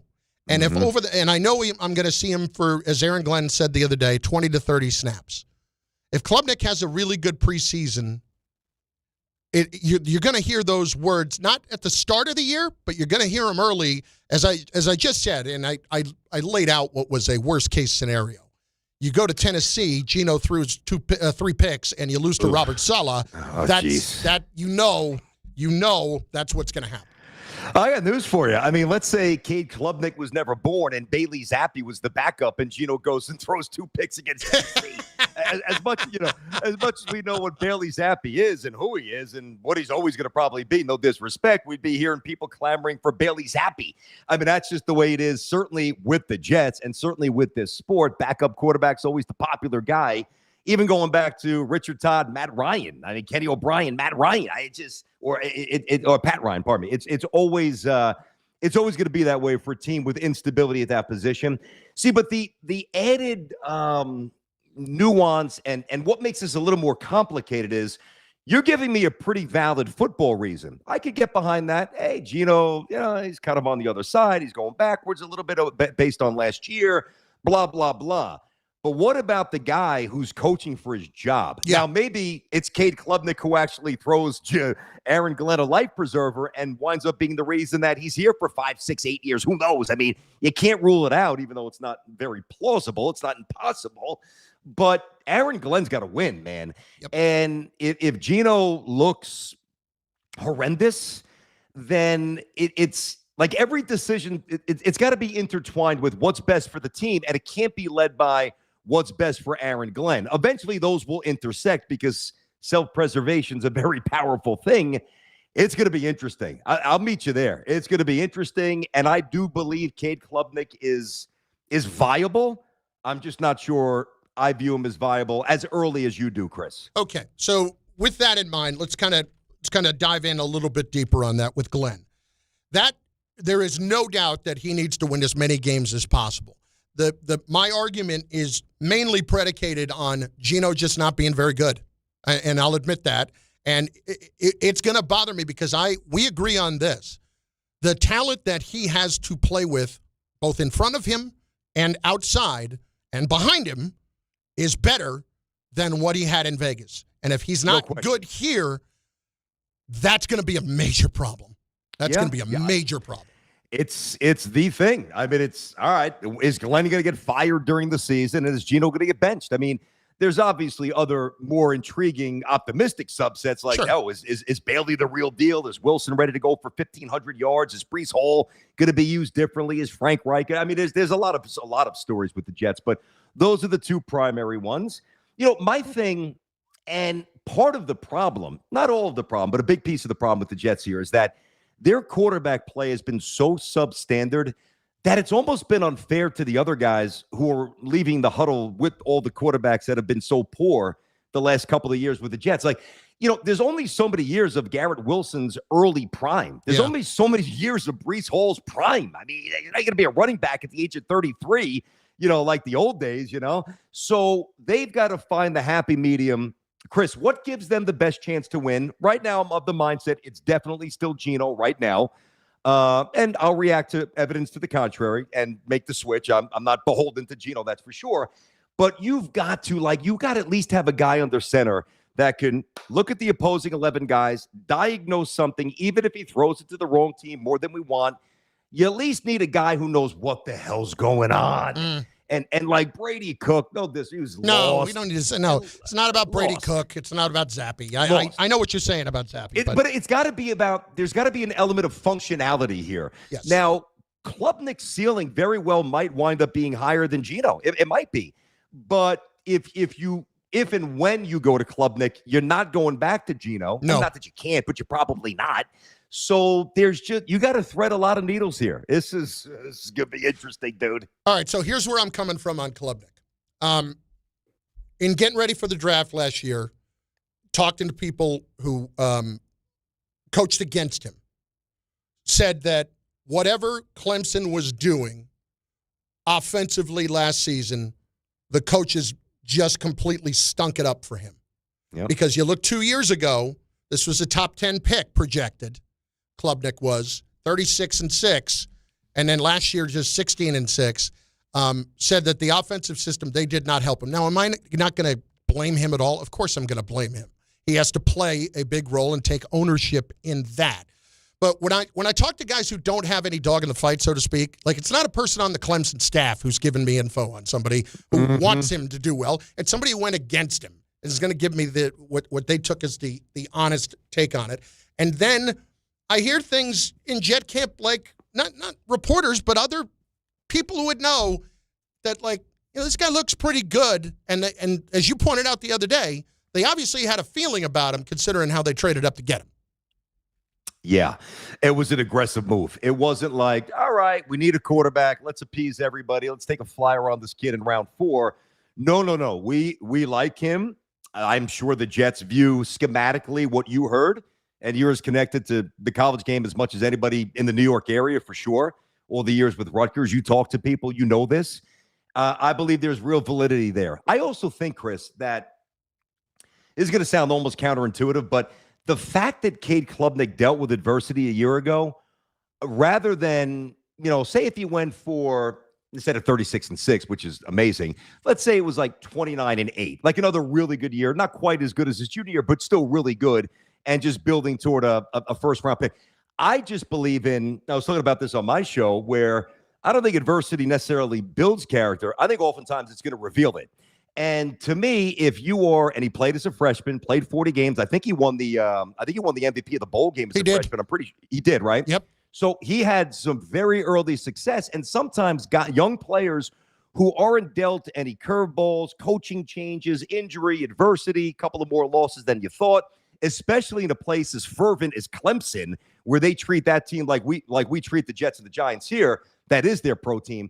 I think it calloused him, and I think it's probably made him better equipped to succeed in the NFL because his senior year was not what he thought it would be. It's made him more resilient. So that's appealing. It's appealing to me. Okay, so with all of that in mind, what would you have as where you'd pull the plug? Like, how bad would it have to be? Where let's just lay this. I'm going to lay it out this way, okay? Mm-hmm. Klubnik looks good in the preseason. I'm not going to sit here and tell you he's a world beater, but he looks like he can run a functional offense in the preseason. Where is that line of demarcation in the season for Geno Smith? Is it like if it starts? I think we kind of. I mean, are you expecting 1-3 just with the 3 NFC North teams to come? Or you? I mean, I'm hoping for 2-2, but. Well, yeah, no. I mean, I'm not expecting. I mean, listen, week 1's huge, and we know this. But if you win that game, I think they're 2.5 point, 3.5 3-point dogs. So flip a coin, whatever. If the Jets win that, can I see them beating the Packers? I mean, Jordan Love's kind of going a little bit in the wrong direction. Their best defender's out. I mean, could the Jets start? I know it sounds crazy because it's the Jets, but is it inconceivable that they're 2-0 and then eventually 2-2 and then maybe 2-3 and then you get a couple of layups and they're 3-3? Like, no, it's not impossible. Now you've got to be able to detach yourself from the self-loathing Jet existence to get yourself to think about that, which I can. And some people call me delusional. That's fine. With the Jets, I generally gravitate to the optimistic side early, and then I pounce like a rabid dog. Remember the movie Cujo from the 80s? That's what I become. I become, a happy puppy, give me a bone, wagging his tail, man's best friend, and then I turn on you and I'm looking to attack you when things go wrong. But I generally start positively. I would say, to answer your question, Chris, I would say this. I would say, and this is kind of the easy way out, but I do think that optics matter. Like, say if the Jets are, even if they're 1-4, which they very well could be and might be, but if they're losing because the third level of the secondary is giving up some gash plays and maybe Bailey's, even though he looks great, he's not really, getting to the quarterback yet. And Geno's fine, and they're scoring 1 or 2 touchdowns a game. They're moving the ball. At least it's not horrendous, but the defense is more the reason why they're losing. I think it would be unfair to pull Geno at that point because if he's the reason why you're losing, then you got to go to the pen fast. Yes. But if you're losing just because some of the other components aren't ready yet, or you think Minka is better than he is at this point, or DeMario Davis suddenly gets really old despite the great leadership, he's going to do that no matter what. Like Bailey, when McDonald's not making a lot of noise, whatever, the old line takes a step back. Like that's why I say the optics matter. If they're losing 30-24, 37-27, is it Geno's fault? Probably not. We'll know. Put it this way, Chris. If he looks awful, we'll know. And I don't think there's going to be a lot to debate at that point. Yeah, that's kind of where my thought is. If all of that, as you're laying it out, he's going to – bottom line is coaches are going to play whoever gives them the best chance to win. And that's certainly what Aaron Glenn is going to do. If Geno got off to a poor start, I wonder how quickly they would go to it. If I was asking the guys earlier, if you're setting an over-under on how many games Klubnik would start this season, they were talking about like 4.5. Yeah, I might go higher. I might put that. I might too. I think you dropped a poll on the YouTube page, right? Did you put that up there? Yeah. Yeah, I voted. I think it was like one was fewer than 4. I think the next one was 4-8 or 4-6. That's the one that I voted for, just because. Yeah, part of it is I need some real intel. And we were talking about this the other day, and I've talked about this a lot. Like, it can't be, and it won't be this, but it can't be this, where, all right, season's a wrap. Let's give Cade Klubnik 2 games like Matt Flynn got 1 game with the Packers and threw 6 touchdowns and got $30 million from the Seattle Seahawks back in the day, and he was a scrub. Like, I need some real thorough answers. Can he be a leader of men? Which I believe, absolutely. I believe he's got that trait, no question. Is he on time? Is he flustered? Is he the athlete that I think that he is in terms of escapability and all that stuff? Can he put the ball where it's got to be? Can he get you in the end zone? I can't be guessing, because if you get enough positive answers, now this is pie in the sky as outside of the Jets winning the Super Bowl, which isn't going to happen. You tell me what's the second best option for the Jets this year. It's that they know that Klubnik is the quarterback of the future, and then either you trade for a head coach or you take and you get, we said this the other day, you take the 3 first-round picks and now disperse 3 studs, maybe 1 at receiver, 1 in the secondary, and 1 on the second level at linebacker, or like a hybrid edge rusher opposite Bailey, and maybe Will McDonald's gone. Like, if you don't have to use a first-round pick on a quarterback with the roster, which is already pretty good, it's incredibly appealing, but you got to get the answer. You can't be guessing. Absolutely, and I would even say that whatever that information is at 6 games, let's say it's there, right? The information you gather, even if you just find out, okay, this guy can be our backup quarterback, that's valuable information. Like that it's not as valuable as I don't have to ever worry about the position again, but it's okay, I know he's not the guy, but I do know I don't have to make him move at backup quarterback for the next several years at least. It's valuable. It's not what the ideal situation is, but I think when I'll go back, I'll end it like this. I'll go back to the initial question. I am of the opinion that the ceiling with Geno is probably around 6 to 7. Okay? Wow. Yeah, and I want it to, again, I want it to be better than that. I want it to be better than that. And if the Jets are winning, I don't care who plays quarterback. Not in the least. If that's the case, that's what I believe. Do I think that it's more valuable to gain the information with Klubnik at 4 or 5 than to have 6 to 7 with Geno? I do. Yep. I would subscribe to that as well. The problem is it's not going to be that cut and dried, I don't think. As a premise, sign me up. I think every Jet fan could probably get behind that. See, the thing is I want to ask you this. So a ceiling of 6 or 7, which I deem low, but it's subjective, so I respect it. I'd go a little bit higher, but I got you.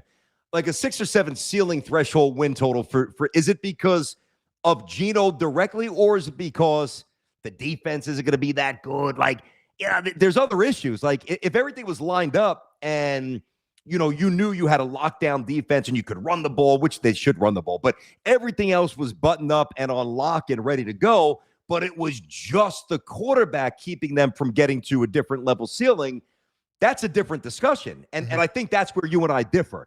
Like, I think if Geno, and he's not going to play the whole year, but say if he plays all 17 and the Jets go 6-11 or even 7-10, right?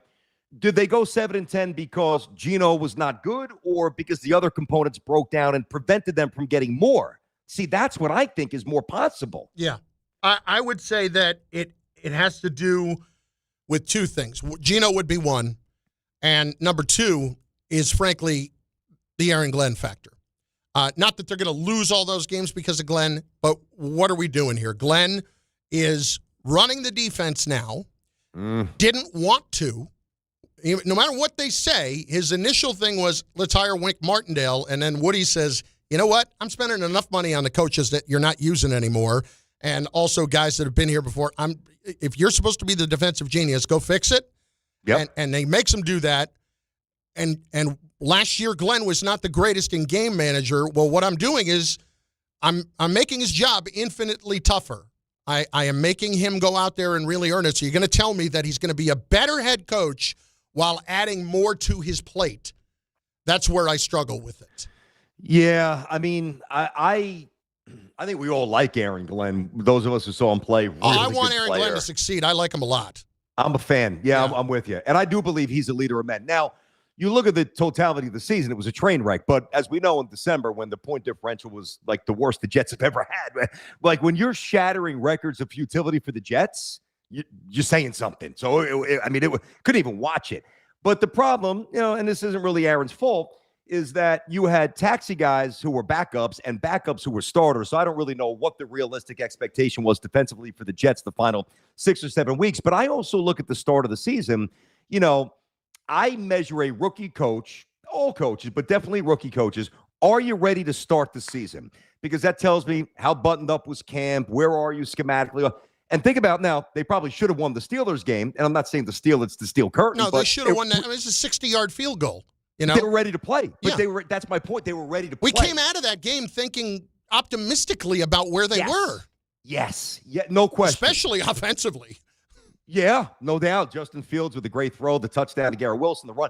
And then the Bucs game, you blocked the punt, and he's dancing down the sideline. All right, got a little juice, got some energy. Should have won that game. Dallas they got wiped out by Dallas. That was ugly. But they played a lot of tight games early, which to me was emblematic of a team that was ready to go, that was fairly disciplined. And if you look at one of the things that really plagued Robert Saleh, which drove me nuts, was the ridiculous amount of penalties. Now, I'm not saying that the Jets moved into the top 10 in terms of fewest penalized teams, but they weren't 29, 30 like they usually were.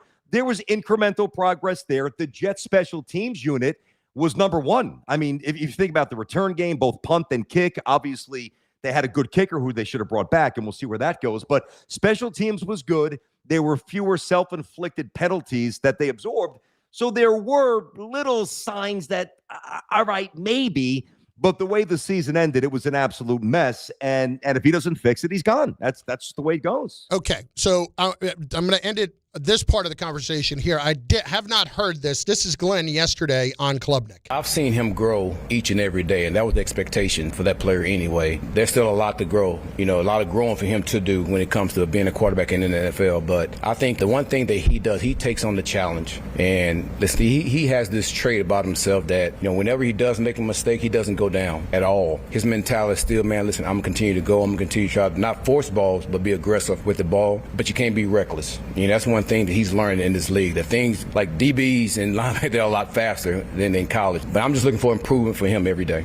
And I'm not going to go nuts and say, listen to that incredible praise, but, encouraging stuff is what I'll just say about it. I hear the same thing. I take it the same way. And everybody's saying that around the league. On draft night, they were saying that as well. So it seems to be the common scouting report for Cade Klubnik.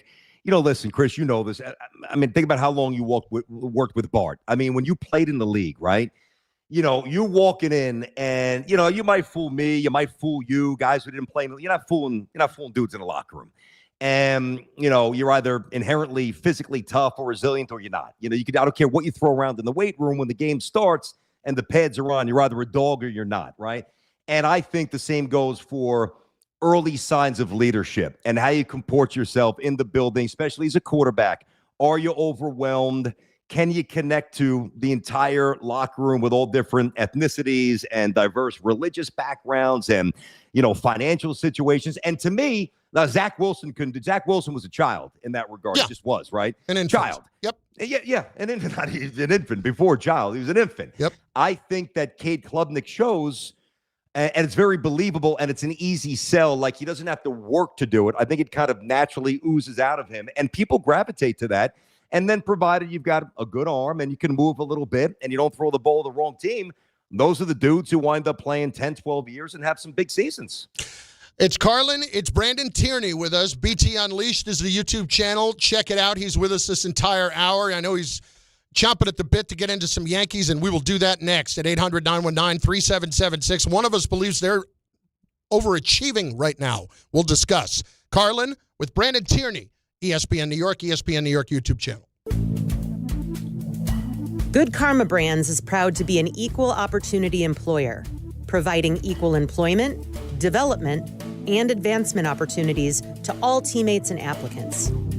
To learn more about careers with us, please send an email to talentacquisition@goodkarmabrands.com. That's talentacquisition@goodkarmabrands.com.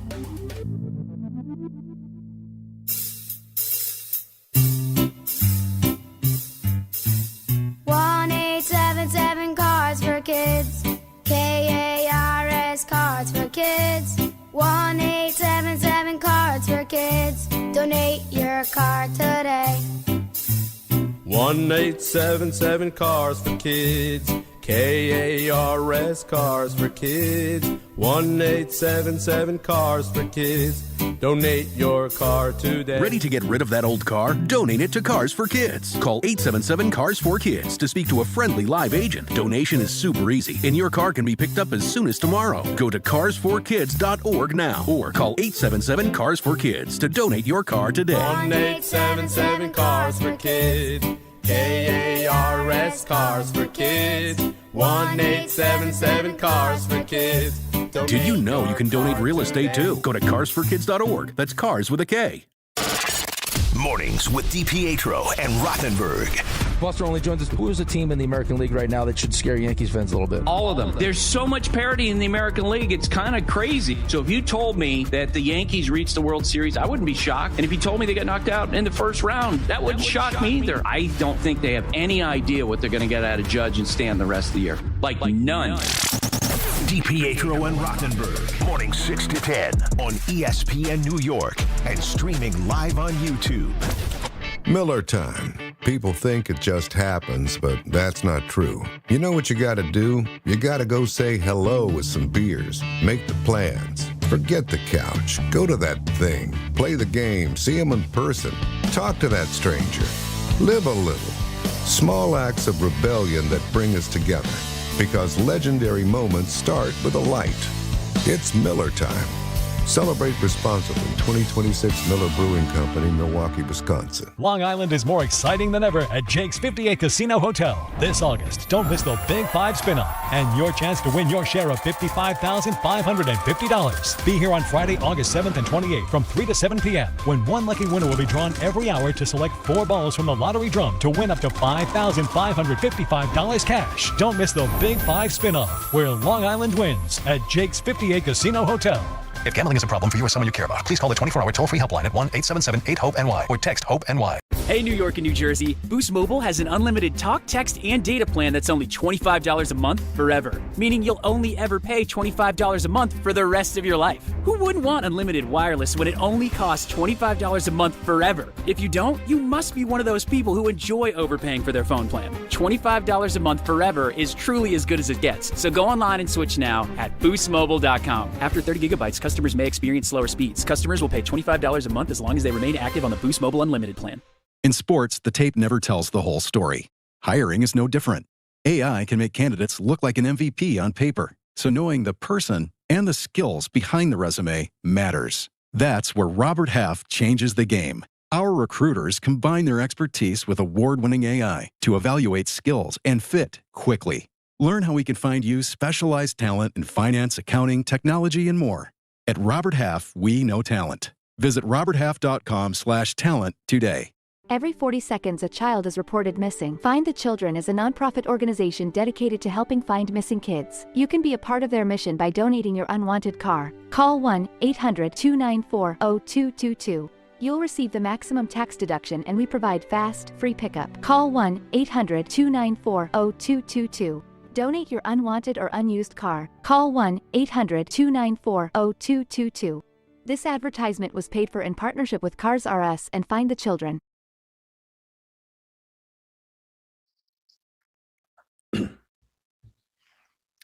You know, I feel like he's had some adjustability. You know, you start with obviously his size and strength and speed and real natural power. You know, he touches it on the barrel, it's getting hit hard. So he's got that, but I feel like he's done a good job of having kind of professional at-bats every day. You know, I think he understands some of his strengths and weaknesses. I think he has been pretty good at having a plan going up there and knowing what that pitcher's strengths and weaknesses are and then kind of blending a plan from that. And he's shown some adaptability at this level, which has been good. That's Aaron Boone on Spencer Jones last night. And BT, to me, Jones had one of the most impressive at-bats of the Yankees season last night when he came through. But just working it as hard as he did, I was super impressed in that moment, especially with a team that has struggled as much as they have offensively. But seeing them fall in a 3-0 hole and think nothing of it, it was a nice change of pace for sure, given what's happened lately.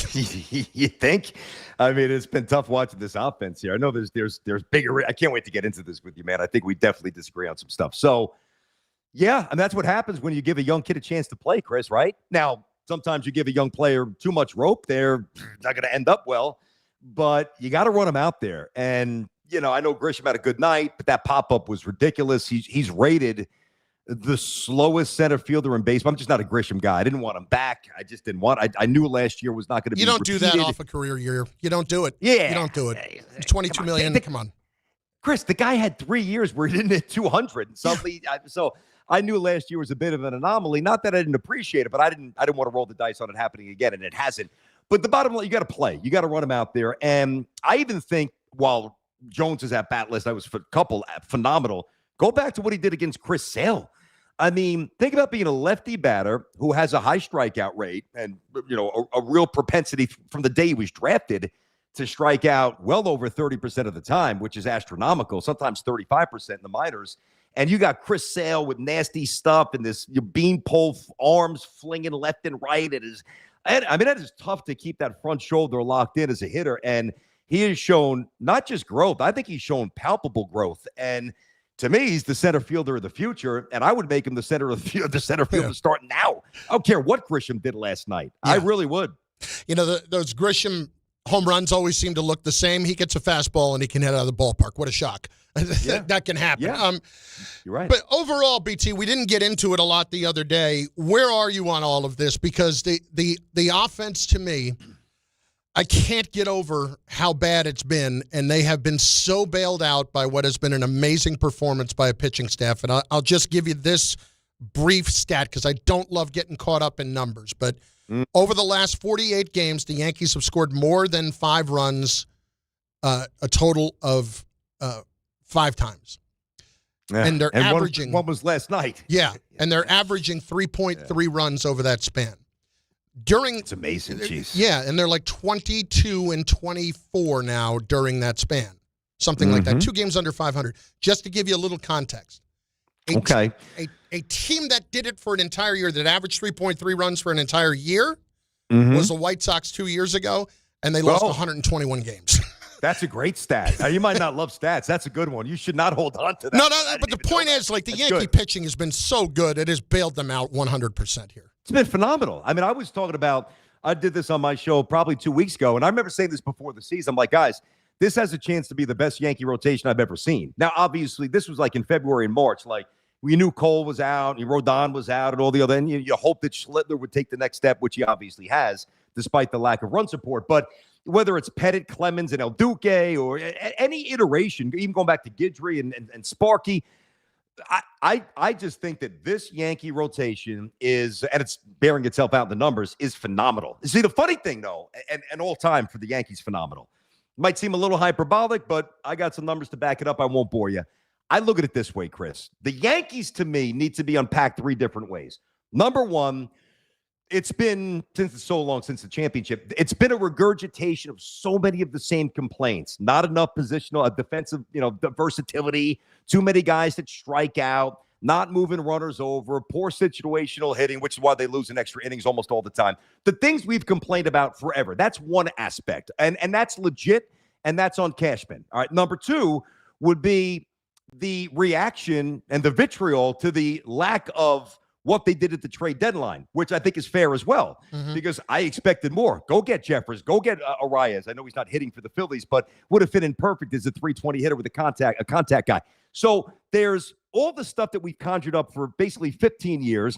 There's the trade deadline, but this has to be brought to the table. The Yankees this year, Yankees are overachieving. People might not want to hear it. Oh, what do you mean overachieving? You're the Yankees. You're supposed to be a playoff team. You got a $340 million payroll. I understand that.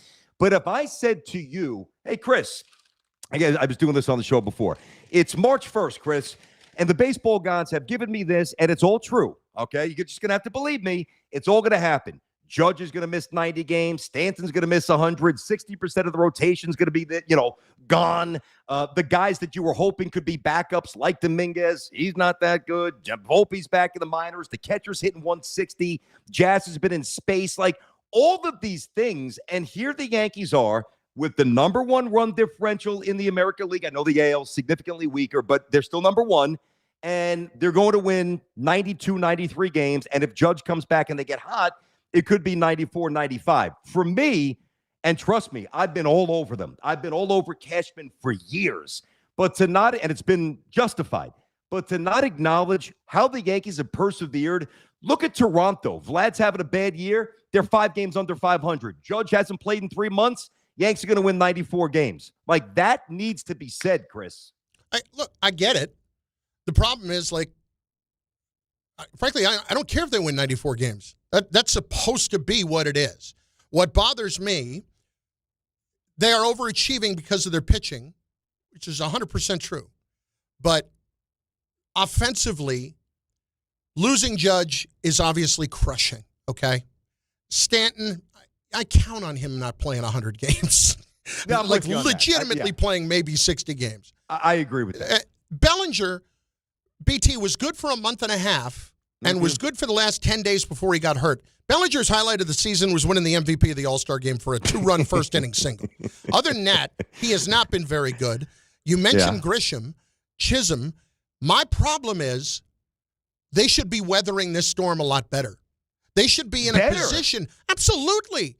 What do you want to? I think they should still. I think the division should still be in play. If you had it's 7 games now, 6 games. I don't think it's still in play. They got a 4-game set with Tampa. Yeah, I understand. And how do they do against Tampa?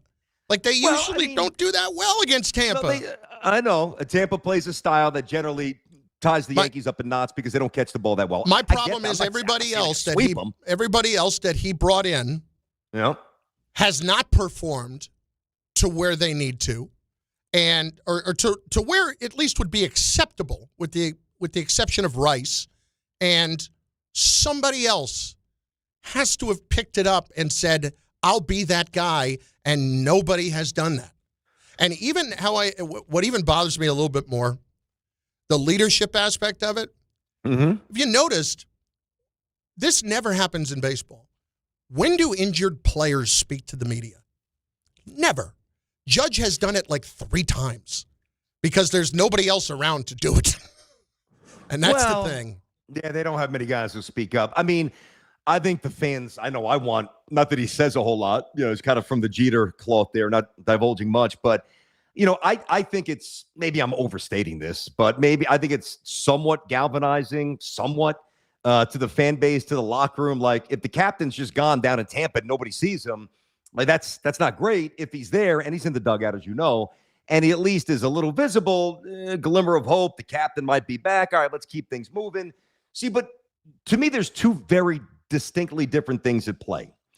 Both guys get hammered. Cashman, forget about Howe for a sec. Cashman gets hammered and Boone gets hammered. Fair? Is that a fair statement? Mm-hmm. Okay. To me, Aaron Boone, especially this year, has been infinitely better at his job than Cashman, because you just said the players that they brought in, that's Cashman. That's all Brian Cashman. Yeah. And I don't think that Aaron, and I know Booney, I know him well, I love him. He's a great guy, and I consider him a friend, but I'm going to keep it honest. I do my job. But I do think this. He's not Miller Huggins. He's not Billy Martin. He's not Tony La Russa. He's not Earl Weaver. He's not some amazing strategist. I'm not saying that. His greatest strength, and this is so important when you're the Yankee manager, when things are imploding, there's a lot of noise. And nothing's noisier than the Yankees when things are going awry. He's got this ability to stifle it, Chris, to keep it controlled and kind of keep the boat moving, even if it's ugly. It doesn't capsize. It doesn't get lost at sea. They always seem to find their way, varying degrees, of getting back to the dock or at least out of the choppy waters.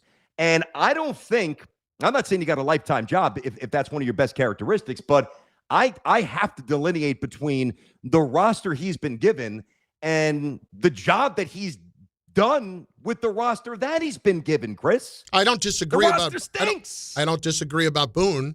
The problem is who's going to pay the price. Like this year, they lose in the first round. He's going to pay the price. Cashman's not probably. Cashman's not paying the price because they will throw blood to the masses, and it's probably not going to be his problem. And what bothers me the most, they're going to lose in one of the first 2 rounds because right now they're not moving out of the 4-5 spot. And even if they did, let's just say somehow they did catch Tampa Bay. Mm-hmm. Well, then it's still Tampa Bay and the Red Sox in the 4-5 matchup. So the Yankees are going to play either one of them or 2 of them. Yeah. And when people talk about the American League stinking, it's the other side of the bracket that stinks in the American League, not their side. Yeah, that's true. You make it seem like the Golden State Warriors here with Steph Curry, Klay Thompson, and Kevin Durant in their prime. Like, you can't beat the Rays. Give me a break. I'm not saying that they will. I'm not saying that they usually play buttoned-up baseball against them, but to think that they can't. Now, there's a few leap of faiths here. I'm going to leave the door open for the division. I'm not saying I'd bet on it, but I think it's still open, number 1. Number 2, if you have a lineup, all right, and there's a lot of contingencies here, and even if all don't come true, but some do, you get Judge back. Bellinger's definitely coming back, and I hear he hasn't been great this year, but he's a professional. He's a professional at bat. He's a good fielder. He's a good fielder. He's a good base runner. He's a pro. So if you have BT, by the way, just separately on that, if I have to watch Chisholm get picked off one more time, I can't stand Jazz Chisholm. I can't wait till he's gone. It's unbelievable. I can't wait. I can't wait till he's gone. I can't wait. But if you look at this, he's just not locked in. Alex Rodriguez told me that last summer, and at that point I was still kind of a Jazz fan, not all in, but definitely a fan. He's like, dude, you can't trust him. Just watch him. Like, he's just not mentally locked in, and he was right. Anyway, let's fast forward, and the pitching's what it is, which is sublime. And you've got a lineup, and you write it out however you want. You got Judge, you got Rice, you got Bellinger, you got Garcia, who can rake. You got Lombard, okay? I mean, all of a sudden, not to mention, even McMahon's been like, God, let me go to McMahon's a guy. When you have a dearth of bats in the lineup, he's an easy target. But he shouldn't be he's a perfect 9-hitter. He's a great fielder, and he's actually played better last couple of months. So if he's in the spot and you don't rely on much from him, he's a functional player. Now, you don't need 9 all-stars. There is a window where things break right for the Yankees. It's all really revolving around Judge, where their lineup is going to look radically different. And now you mesh it with that pitching. Hey, give me Tampa. Give me the Dodgers at that point, Chris. I will take my chance with that configuration. Not this one, that one. It's Carlin along with Brandon Tierney today. BT unleashed his YouTube channel, 800-919-3776. We'll get some of your calls in on the Jets, on the Yankees as well. We've got more on the Yankees coming up. 11:43. Tierney is with us for the entire hour on ESPN New York.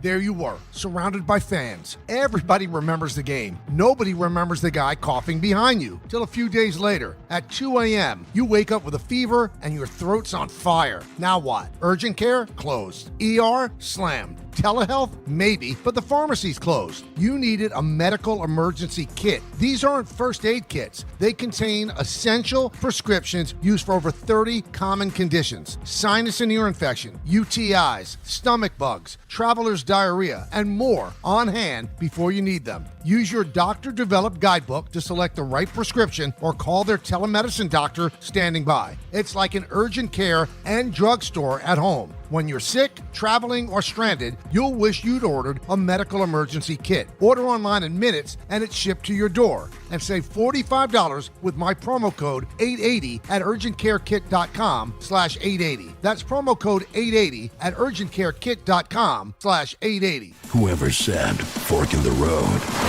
must have been hungry for the Sorrento and Sorrento Turbo Hybrid.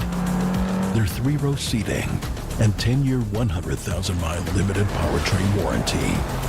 With a capable Sorrento and Sorrento Turbo Hybrid, every way forward is the right way. Visit your local Kia dealer today. Kia, movement that inspires. Call 800-333-4KIA for details. Drive safely. See retailer for warranty details. At City Harvest, we believe no New Yorker has to go hungry.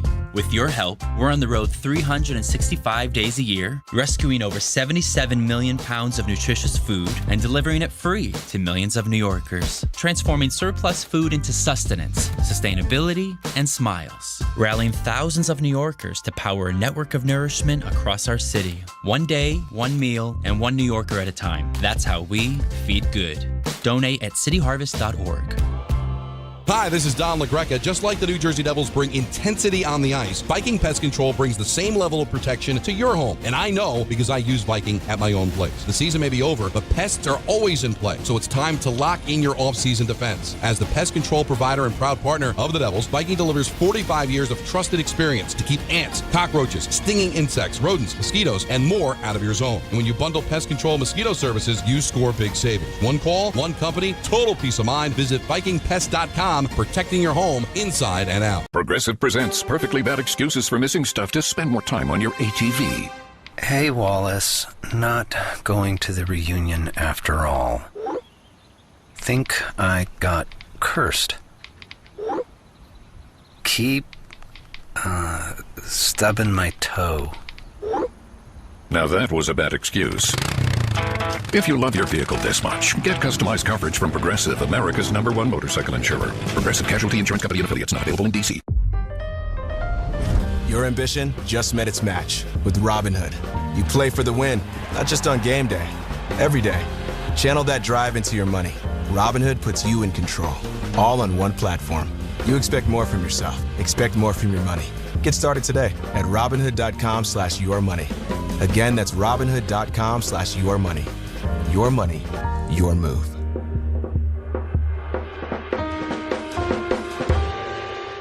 Congratulations, New York. The Knicks did it. Through battle after battle, they dominated to become this year's NBA champions. Day in and day out, the hard work paid off, and you were there every step of the way. Enjoy the crown. Own it, because this year is your year. A part of your legacy that will never be forgotten. So celebrate this moment, show your pride, and shop the largest selection of official NBA gear at NBAstore.com. A Fanatics experience. This is the Michael K. Show. Talking with Alex Rodriguez, what you've seen of Lombard, what do you think? It's amazing when you have a plus defender at short, how it makes your entire team better defensively. Lombard can do for the Yankees defensively and for those great pitchers what Aaron Judge does for the offense. That's how good Lombard can be. The Michael K. Show, weekdays at 1 on ESPN New York and streaming live on YouTube. Presented by the Parisman Firm.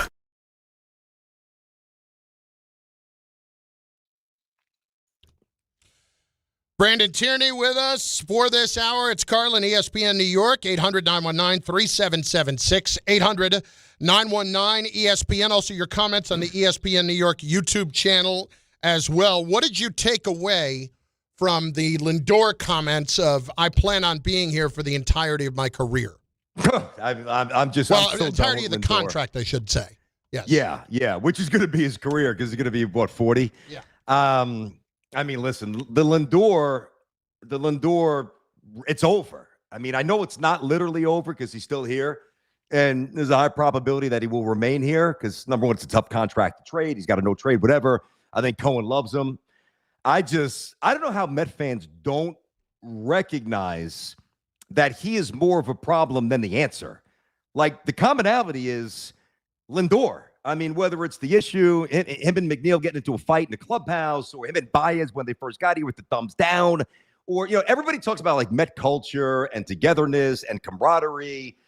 It's not, or really lack thereof. Well, he's the pseudo captain. And to me, I'm not putting it all at his doorstep, but he's been maddeningly inconsistent as a player.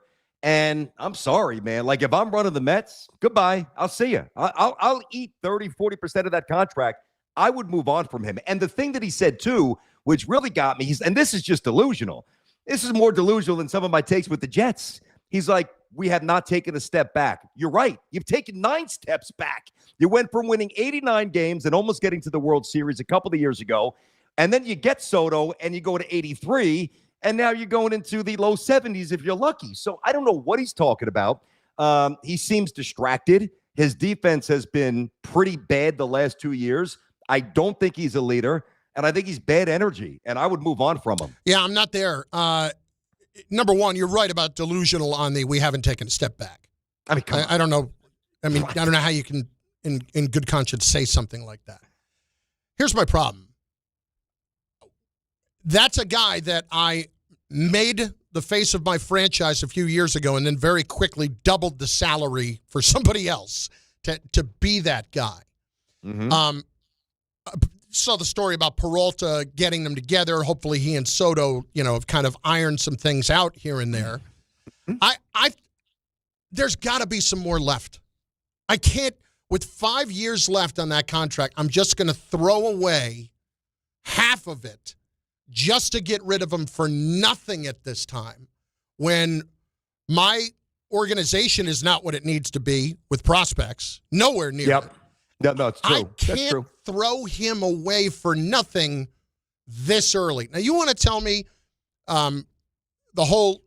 really where I think this whole thing went horribly awry and could have said it at the time, did say it at the time, was the whole Nimmo, Marcus Semien thing. Simeon's been done for 2 years. And the idea that you're just saving a couple of years, like Simeon's atrocious. I don't think Lindor's there yet. Now, the injuries are obviously an issue. You're right, defensively hasn't been as good. But I still have to believe that if I'm going to do something in short order, meaning next year, Mets are not talking about a rebuild, that Lindor, I'm better off trying to make him part of the solution than part of the problem. I don't remember the old net negative. I don't see him as a net negative right now yet. I might a year from now. Yep. And there was a point earlier in the season where I thought, no, they're going to have to split these two up anyway. But if I can get them on the same page, I know that when one of them goes, it's going to be Lindor, obviously. But I don't want to just toss it all out yet. I can't. Why not? I want to throw it away. Why? Because I still think there's something left. I still think there's something left next year. I might be wrong, Brandon, but I don't 5 think you're years wrong. left on that contract, and I'm going to pay somebody. So what's left? Like 170? Yeah, right around there, something like that. Let's just say I got to pay somebody $80 million to take it. Yep. And then what am I getting? Am I getting anything useful, or am I getting him to just take it? Like, I think if you eat the money, that's where you do get something useful. If it's just player for prospects, much less enticing. But now if you're going to eat, and I'm just throwing out numbers, 30%, 40%, whatever it might equate to, well, now you can tap into the smaller markets because you are, they don't have the revenue stream to take the contract. So, hey, I'll chisel off 50 or 60 mil. I want 2 top 10s or whatever it might be. I'll let them figure that out. Listen, Chris, I don't think that he's done as a player, even though there's been stark regression defensively. I'm just saying there's no evidence that he can elevate the team. Now, it's not like in the NBA where you get one great player, whose usage rate is 41%, and he's going to take like the early with Jordan with the bad Bulls teams before they became champions. I know baseball doesn't work that way, but the energy is off, and I can't quantify it. As much as I love Baseball Savant, I love Fangraphs, I love stats, right? But there is no stat for chemistry, but you kind of know when it's there and you know when it's not. So let me go back to something he said at the start here, because it's funny. Everybody was getting on, at that point, me and Sal, oh, you guys are starting trouble. There's no friction. And meanwhile, Peralta, the new guy, felt that there was enough friction where he had to sit these dudes down. So we were ultimately right. Alonso gets shipped out, Nimmo everybody gets shipped out but Lindor, and it's gotten worse. Now, I do think that he could still play, but I don't think that he can play. He's no longer one of the best players in baseball. I'll stand by that. I'll die on that hill. And if that's the case, and for me, I believe I'm right. I don't believe that lack of leadership and that negativity that just kind of has engulfed the Mets year after year is worth it. If he's banging, if he's hitting 303, he's playing 159 games, he's an all-star, he's a Gold Glove, he's stealing 37 bases, he got a ton of, his OPS is 890, like he's truly a superstar, I could swallow and look the other way and say, we got to get more players around him because he ain't the problem. I'm not saying he's all the problem, but he's not the solution that some Met fans still think he's going to be. It's over. It's over in terms of him being a star. The bigger problem is not him. The bigger problem is the other guys that left. That was where David Stearns really screwed this whole thing up. And everybody I've talked to, we had Eric Chavez on the show a few weeks ago. Yep. Everybody I've talked to said that this whole thing about Nimmo, Alonso, and Lindor not getting along was remarkably overblown. Like, remarkably overblown. And it was dumb to get rid of Alonso to begin with. And it was on the Nimmo thing, I'm not going to try to sell anybody the fact that Nimmo was an amazing player, but he was still good enough, and he's sure as hell better than Simeon. If I'm trying to dump Nimmo's salary, I don't dump it for somebody I still got to pay for 3 more years. I don't do that. I know. I agree with that. I do think that there's some baseball reasons to justify moving on from Pete. Met fans were so mad at me. The problem is when you're selling those reasons, what you did to solve it made it worse. That's what you can't tell me it's about getting better defensively, and then you bring in Jorge Polanco. For sure, who's never played first. But I got you. He's in his early 30s. He's heavy-footed. He's slow-footed. He's an average defender. He's a righty. There's baseball reasons and justifications why I was okay with breaking up the Met core, including Nimmo, but you still got to make the right moves when you do that. Listen, I think that this applies to any team, that I'm going to make it very specific to the Mets very quick. You're either rebuilding, you're retooling, or you're reloading. They're not reloading because to reload, you got to be a power anyway. So forget about reloading. They're not good enough to just have a slight retool to elevate them to a championship level. To me, the Mets are rebuilding, and that's even more fuel. That's why I say, Chris, and I'm not trying to just bang on Lindor incessantly and be unfair. If he was younger and the Mets were at a slightly different place, then I could see him being more a viable piece of what they are when they ultimately, whatever the plan is, whatever it is from Stearns, comes to fruition. But they're so far away from that, in my opinion, that he's going to age out, and then it's going to be too late to get anything for him. So I'm going to be proactive. Put it this way, man. If you can let Pete Alonso leave, you can let Lindor leave. That's how I feel. I'll leave it on that. Hey, BT, a blast having you the last couple of days. Appreciate it, brother. No, thanks for having me, Chris. I loved it. It was awesome. I was saying on my show, I'm like, I don't think of all the guys in the business that I've done shows with, TV, radio, I don't think you and I have ever actually been on air talking. We so haven't. It was good to do it. We haven't. I thought about that the other day. We hadn't, and it was. I'm glad we got a chance to do it. It's very cool. Very cool. Thanks for having me, buddy. I appreciate Absolutely. BT, Brandon Tierney, check out his YouTube page. BT Unleashed, his daily show, does a tremendous job with that. And the podcast on the Jets with Rich and Jake Asman, the Jets Collective, terrific podcast as well. It's Carlin, ESPN New York. Prizes, flyaways, even cash money. You want it? We've got it. Find a list of all contests and official rules by visiting ESPNNewYorkContests.com. That's ESPNNewYorkContests.com. There are a million reasons to love New York. Making your budget stretch isn't one of them. According to an independent study, Amazon prices average 14% lower than other retailers. Get food, fashion, furniture, and more shipped straight to your building. Plus, another study found Amazon Prescription Pass customers pay nearly 1/3 less out of pocket. Learn more at aboutamazon.com. This is Don, Hahn, and Rosenberg. I'm telling you right now, I'm buying stock in 96. I might be buying a jersey. This kid, Lombard, is not overhyped. This kid is exactly the goods. And it doesn't mean he's not going to have a bad game every now and then. There's a way people move and act and talk that tell you, oh, yeah, it's in him. Now it's a matter of sit back and let's watch it happen. Don, Hahn, and Rosenberg. Weekdays at 3 on ESPN New York and streaming live on YouTube. When care matters most, experience matters more. The Allure Group is redefining rehabilitation and long-term care across New York with 6 convenient locations. Their expert clinicians create personalized care plans to help you recover, rebuild, and get back to what matters most. From short-term rehab to long-term care, Allure is committed to comfort, dignity, and results. To learn more, visit allurecare.com. The Allure Group, where care meets compassion. At Uline, they know going the extra mile takes hard work. For companies pushing to go further, Uline will go the distance with you. 24/7, they answer the phone to get you the shipping and industrial supplies you need. Business can move fast.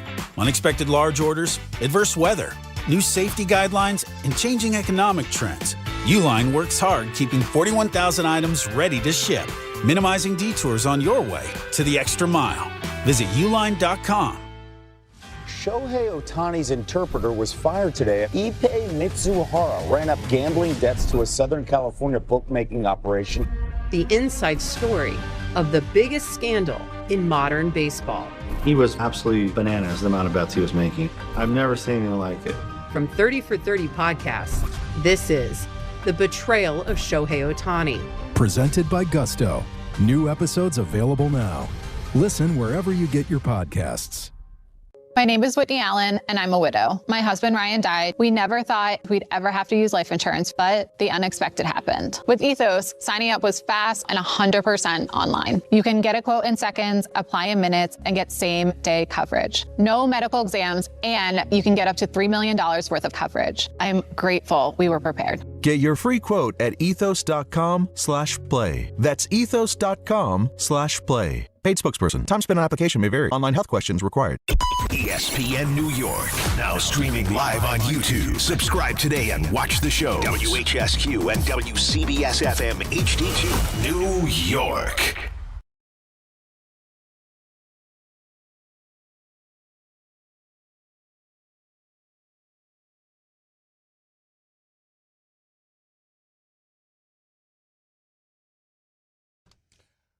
Entertaining show today, to say the least. 800-919-3776. It's Carlin with you until 1 o'clock. The Michael K. Show coming your way then.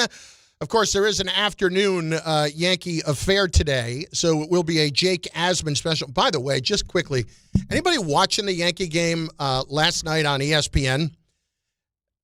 Could K find his way into the picture any more than he did? For any right-handed hitter, there is K and Jody right over the shoulder of the right-handed hitter, and that giant head sitting there and enjoying the game. The K-Ster, like, even if he's not going to be doing the game's on ESPN, he's going to make sure we're going to see the K-Ster. There he is. There's a big dose of Michael right there. Right in those legend seats. Exactly. My wife turned to me as we were watching the game, and she said, is that K? I said, oh, yeah. No, I saw him earlier. I just didn't say anything. I see him every right-handed batter at bat. Is that his actual head, or is that an advertisement for yes? What was that? And it's not, again, the big argument about the K head size has always been more, not about width, but about length. He's got a very tall head. From top of head to chin, it is tall and lengthy.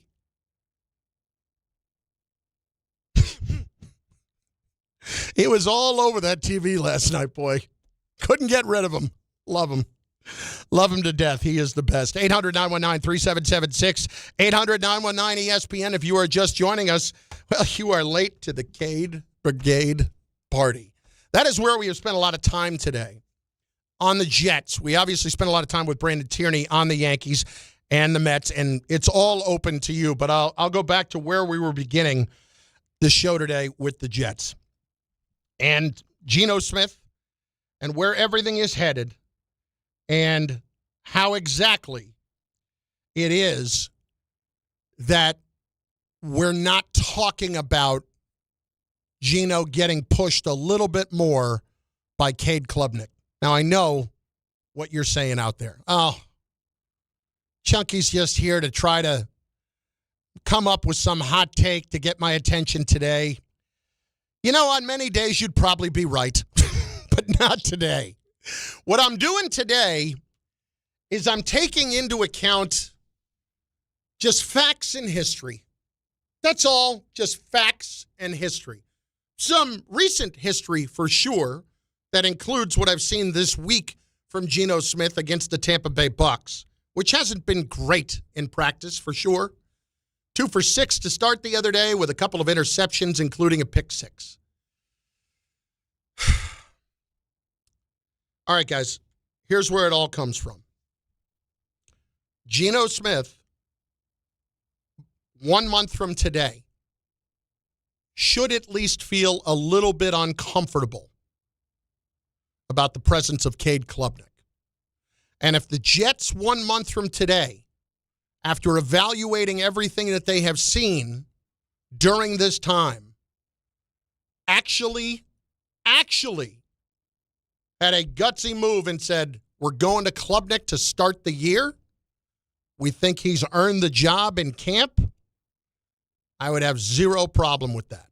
Now, that's a month away, and I am of no sort of opinion that Cade Klubnik needs to be the starter right now. I'm not going to sit there and do this. I said this earlier in the show. A couple of years ago, I'm up on vacation up in Massachusetts, and I'm driving around on my way to New Hampshire, and I hear Boston sports radio, which we can all agree, not the brightest of the bright, but the dumbest take I ever heard was that Mac Jones was still with the New England Patriots, and Bill Belichick, he had either signed as an undrafted free agent or was a 7th-round pick, Malik Cunningham from Louisville as a quarterback.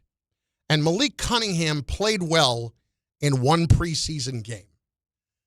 And these dopes were all screaming at the time on the show one day, Malik Cunningham should be starting for the Patriots and not Mac Jones. And I thought to myself, you know what you're doing? You're a disgrace to our profession at the moment. Not that our profession isn't full of disgrace. I've been a part of it. I know what it looks like. I have lived on the inside of it all. What I would tell you is that in that moment is just saying to me, those guys are bored today. What can I do to just tick off the audience as much as humanly possible? That's not my thing. But as I began to think about this possible idea this morning, I took that into account before I came on the air and said it because I don't want you to think I'm that guy. I don't want you. I don't know what kind of credibility you could possibly believe I have to begin with. All right? I am of no moral standard. As a person, I'm certainly not a journalist. I'm not even a talk show host. I don't know how you would, any kind of regard that you would hold me in. I have no illusions about that. But at the very least, I want you to know that when I say something, I do believe it, because I do. It's not always about being right. It's always better when I'm right. It gives me a chance to pat myself on the back. But what you will find out is that what I believe is what you're going to hear. So here's where I'm coming from. I base this on facts, as I said. Fact. Geno Smith in the last 2 seasons has thrown 32 interceptions.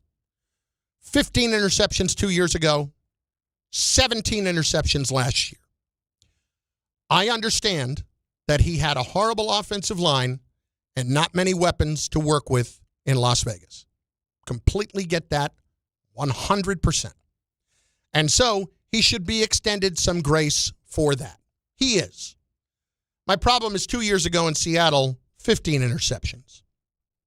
Okay, 15 interceptions. That's a sizable number. He led the league with 17 last year. And if I'm going to be fair, Sam Darnold threw 14 last season. He was like third in the league in picks. But he also threw 28, 29 touchdowns as well. Geno threw 19. We know that his offseason wasn't exactly one that would inspire us to have a ton of faith that everything's going to go right. And yes, it's stupid things. It's whatever happened with his girlfriend, I don't know. I hope that it was not anything horribly bad. There were disputing accounts on that. And there was obviously the stupidity of speeding tickets. All right, speeding tickets. Still stupid, but speeding tickets, nonetheless. And then I turn to Cade Klubnik.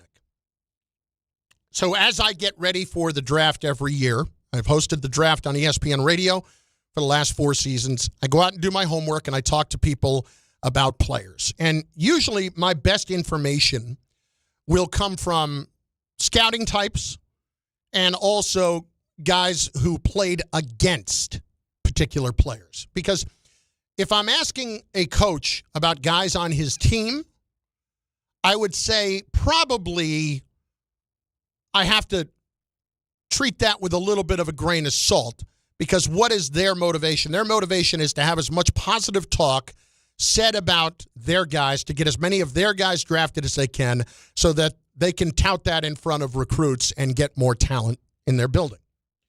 But when I asked them to speak about other teams' players, usually there's not an agenda involved there.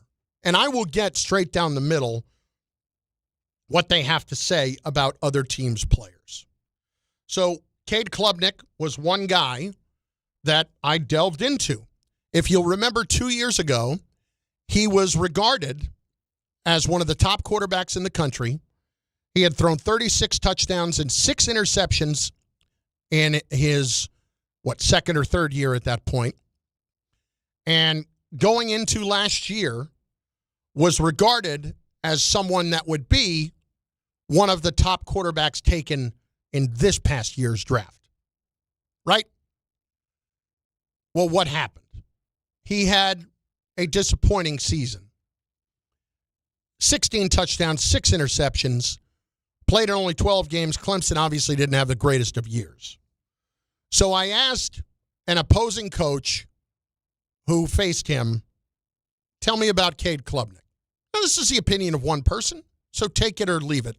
But for me, when I haven't seen the guy play and studied him, I've seen him play, but I haven't studied him like coaches have, I'll listen to what the coach has to say, especially when they don't have any agenda to it. This was the quote about Cade Klubnik last year. Offensively, they, as in the offensive staff at Clemson, stink as coaches. He played phenomenal against us, kept his eyes down the field. Felt like their problems this past year had a lot more to do with scheme than anything else, because this guy has the skill set, and you've already seen it. He was not in a system that helps him this past year. Okay, so we have that little piece of information. Take that for what it's worth. If you want to just compare it to somebody else, Klubnik obviously dropped from the top of the draft all the way down to the 4th round. Drew Aller was another guy that was supposed to be at the top of the draft and dropped down to the 3rd round. And I asked another coach about him who was very familiar with him, who was on a staff that offered him a scholarship and then was very familiar with everything that happened at Penn State. And he couldn't have more bad things to say about Drew Aller and what kind of a player he was. Not as a person, but as a player. Just not a guy that was ever going to get it done. The point is simply this. When you get that kind of stuff, these are not guys with agendas. These are guys who are evaluating other players and understand what the situations were. And this particular person felt like James Franklin did entirely too much to try to back up Drew Aller in every single way he could. And it cost him his job. Could be true. Could be true. So Cade Klubnik gets taken by the Jets in the 4th round. Not before they move up 21 spots to take him. Somewhat aggressive, for sure, because they felt like they were getting a bit of a steal. All right, good. So we know he was a highly recruited player. He was the number 1 recruit in the country. We know that he was a 2-time Offensive Player of the Year in the country from USA Today. He was an ACC Championship MVP as a freshman. He's got a lot of good football under his belt, and he had a subpar year last year. And with the context of maybe the coaching staff didn't know what they were doing with him, I'll take all that into account. But then I talked to people around the Jets. Again, people with no agenda. I'm talking about reporters or anything like that. I look, and not that reporters have agendas, but, there are a couple that do. But, guys like Rich Cimini doesn't have an agenda. But my point is that this is just people around that team. Hey, what's Klubnik look like? Looks good. And this is not now. This is back in the spring. This is back in OTAs. Looks good. Looks like he might be able to play a little bit. Oh, okay. We'll keep an eye on it. And then you hear things like this from Aaron Glenn. I've seen him grow each and every day, and that was the expectation for that player anyway. There's still a lot to grow, a lot of growing for him to do when it comes to being a quarterback in the NFL. But I think the one thing that he does, he takes on the challenge. And he has this trait about himself that, whenever he does make a mistake, he doesn't go down at all. His mentality is still, man, listen, I'm going to continue to go. I'm going to continue to try to not force balls, but be aggressive with the ball. But you can't be reckless. That's one thing that he's learned in this league, that things like DBs and linebackers, they're a lot faster than in college. But I'm just looking for improvement for him every day. So these are very positive things that the coach is saying about him, and obviously seeing some good things. Here's Klubnik on how he prepared for the NFL, how prepared he is for the NFL. I think it's helped me just when the fire's blazing, you have a little bit of a presence, kind of like I've been here before, and obviously the speed is different, all of that, but it's still football, and being able to just have a lot of games under my belt has definitely helped. But it's a new level, it's a new level, and everything's faster, everything's quicker. You got to think faster, pre-snap, post-snap, and that's a transition for sure. But I think that it definitely has helped me, and I think just me being able to step on the field and go play quarterback. Okay, so I'll ask you this question right now. What is your expectation for the ceiling with Geno Smith as your quarterback? Now, when we're talking to Brandon, he's talking about 9. I think that's exceedingly optimistic. To me, that number is around 6 or 7. The Jets have 6 winnable games for sure, but as we know, they don't always win the winnable games. But they may pick off a game or two that we don't expect either. That's why I have that number around 6 or 7 with Geno. But if the Jets are winning 7 and 8 games, why are they winning 7 and 8 games? Is it because Geno has played lights out? Probably not. He's probably played all right. but the development of all of the other people around him, the young weapons that they have, the ability to run the football behind a good offensive line, probably all played a big role for Geno in how much better he could play. Those guys are going to make Geno better, right? Geno's not going to make anybody else better. So if that's the case, what is the ceiling for the Jets with Cade Klubnik at quarterback? Well, today it's very difficult to answer that question. But a month from now, I'm curious as to how difficult it will be to answer that question. If Cade plays well tomorrow night, and he plays well in the preseason, and he's making Geno, frankly, feel a little bit uncomfortable, and this is not out of the realm of possibility. All I keep hearing from people around the Jets right now is, well, they didn't invest very much in him, and this is what you're going to get with him. You're going to get the good and the bad. Okay. 6-7 wins with Geno. Let's say the ceiling with Cade Klubnik a month from now, Aaron Glenn, Darren Muji, Frank Reich, coaching staff evaluating it. You know what, guys? Like, what are we going to win, 5 with him as opposed to maybe 6 or 7 with Geno? The information that Cade Klubnik is going to give me in him starting this year, as many games as possible, is a lot more valuable than what Geno's going to give me, I believe, at this point.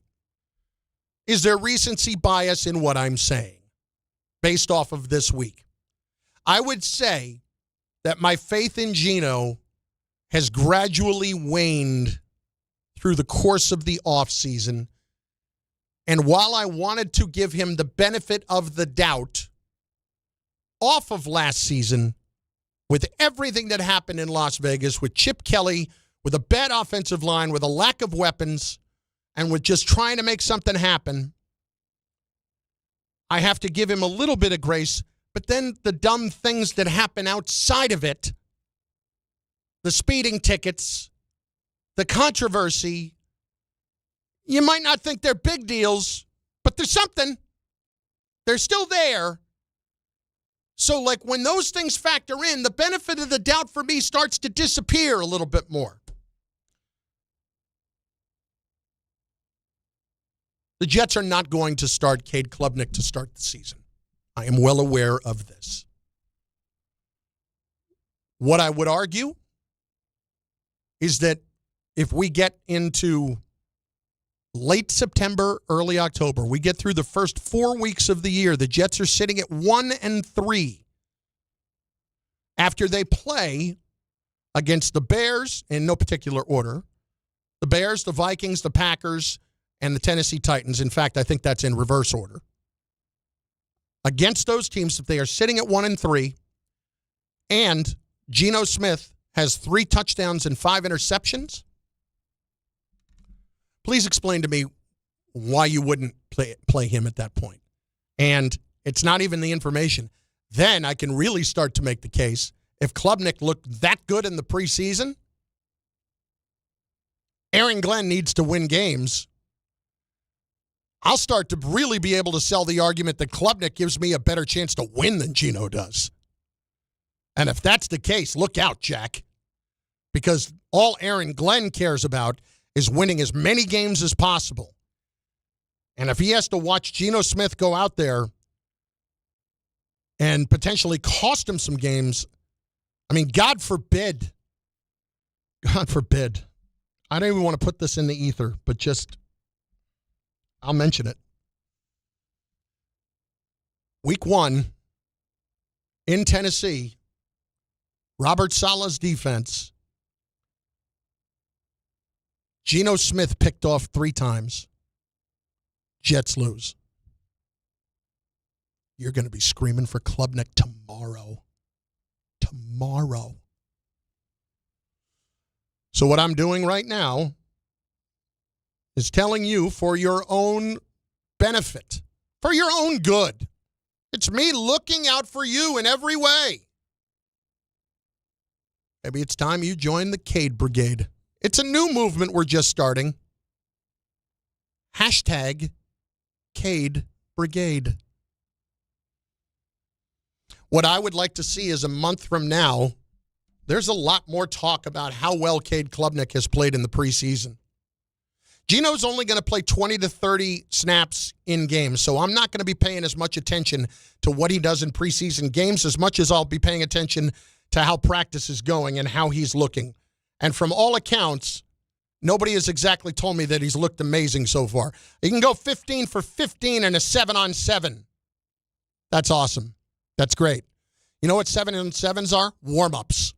That's what they are. Nobody's coming and running at you. I genuinely have the feeling that sooner rather than later, I am going to be able to make the argument very confidently. I'm making it today confidently, but you're gonna look at me like, dude, you are a freaking genius. Why didn't we listen to you in the beginning? And that's, hopefully something that you can learn from. We all make mistakes. We all learn from it. Maybe I should believe the big man when he speaks a little bit more on some things that, might be a little bit out there, but I need to consider them because he has thought them through. This is all I'm saying. That leash, I don't like using the word leash, that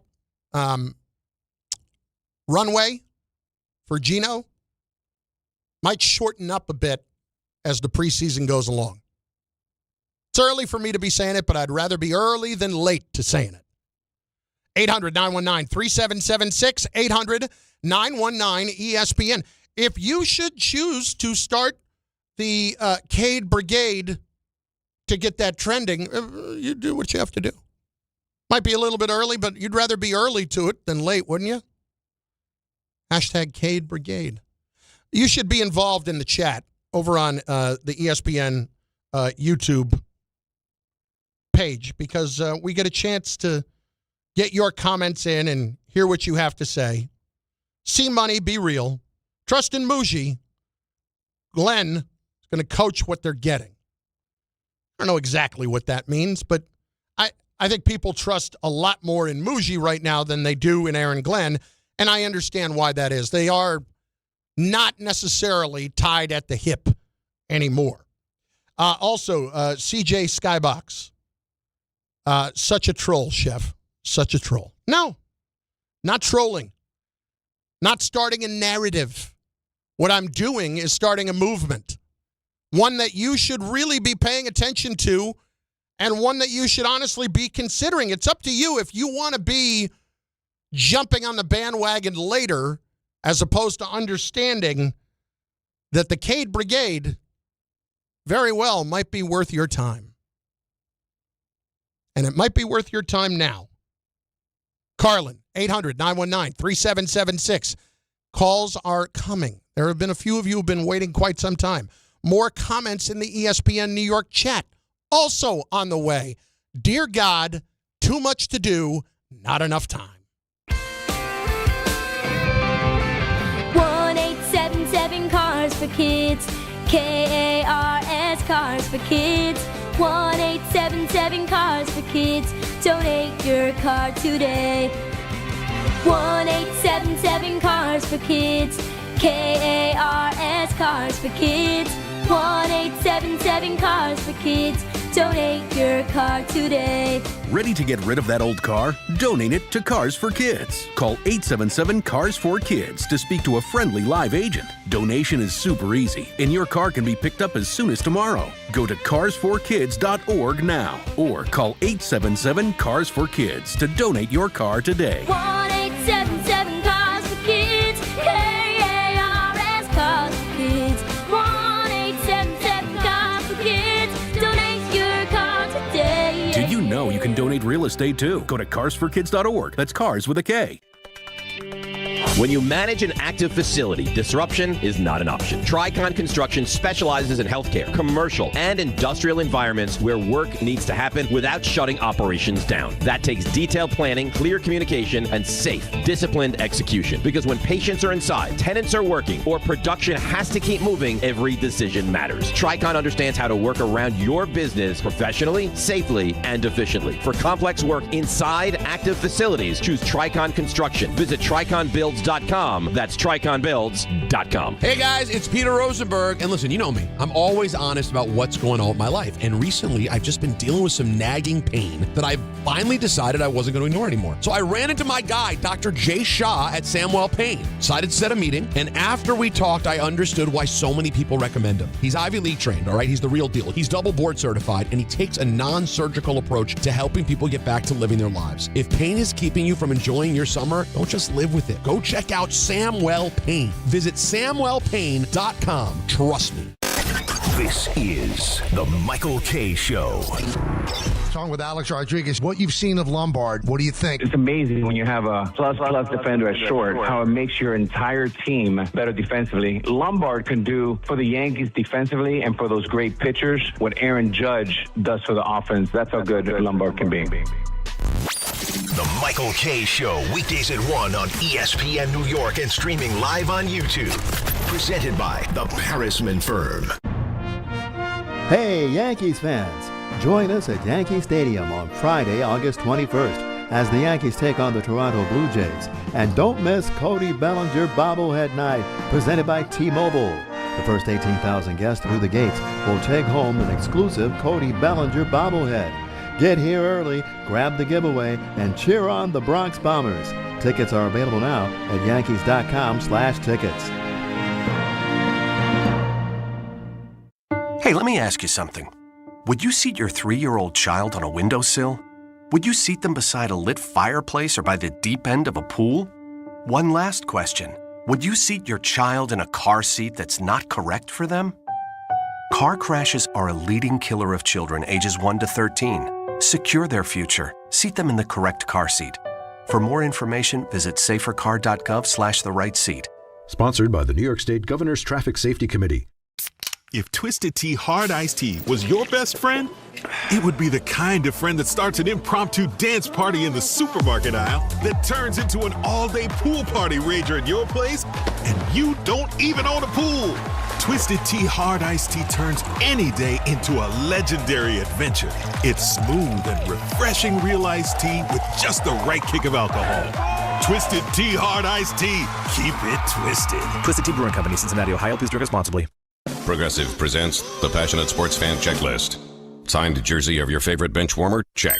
14 bobbleheads that look nothing like the players they're emulating? Check. Twin TVs so you can watch the game on 2 different networks simultaneously? Check. Life-size wall sticker of your favorite player that routinely freaks you out at night? Check. A second life-size wall sticker so after the first one freaks you out, you see the second and you're like, oh right, the wall stickers. Check and mate.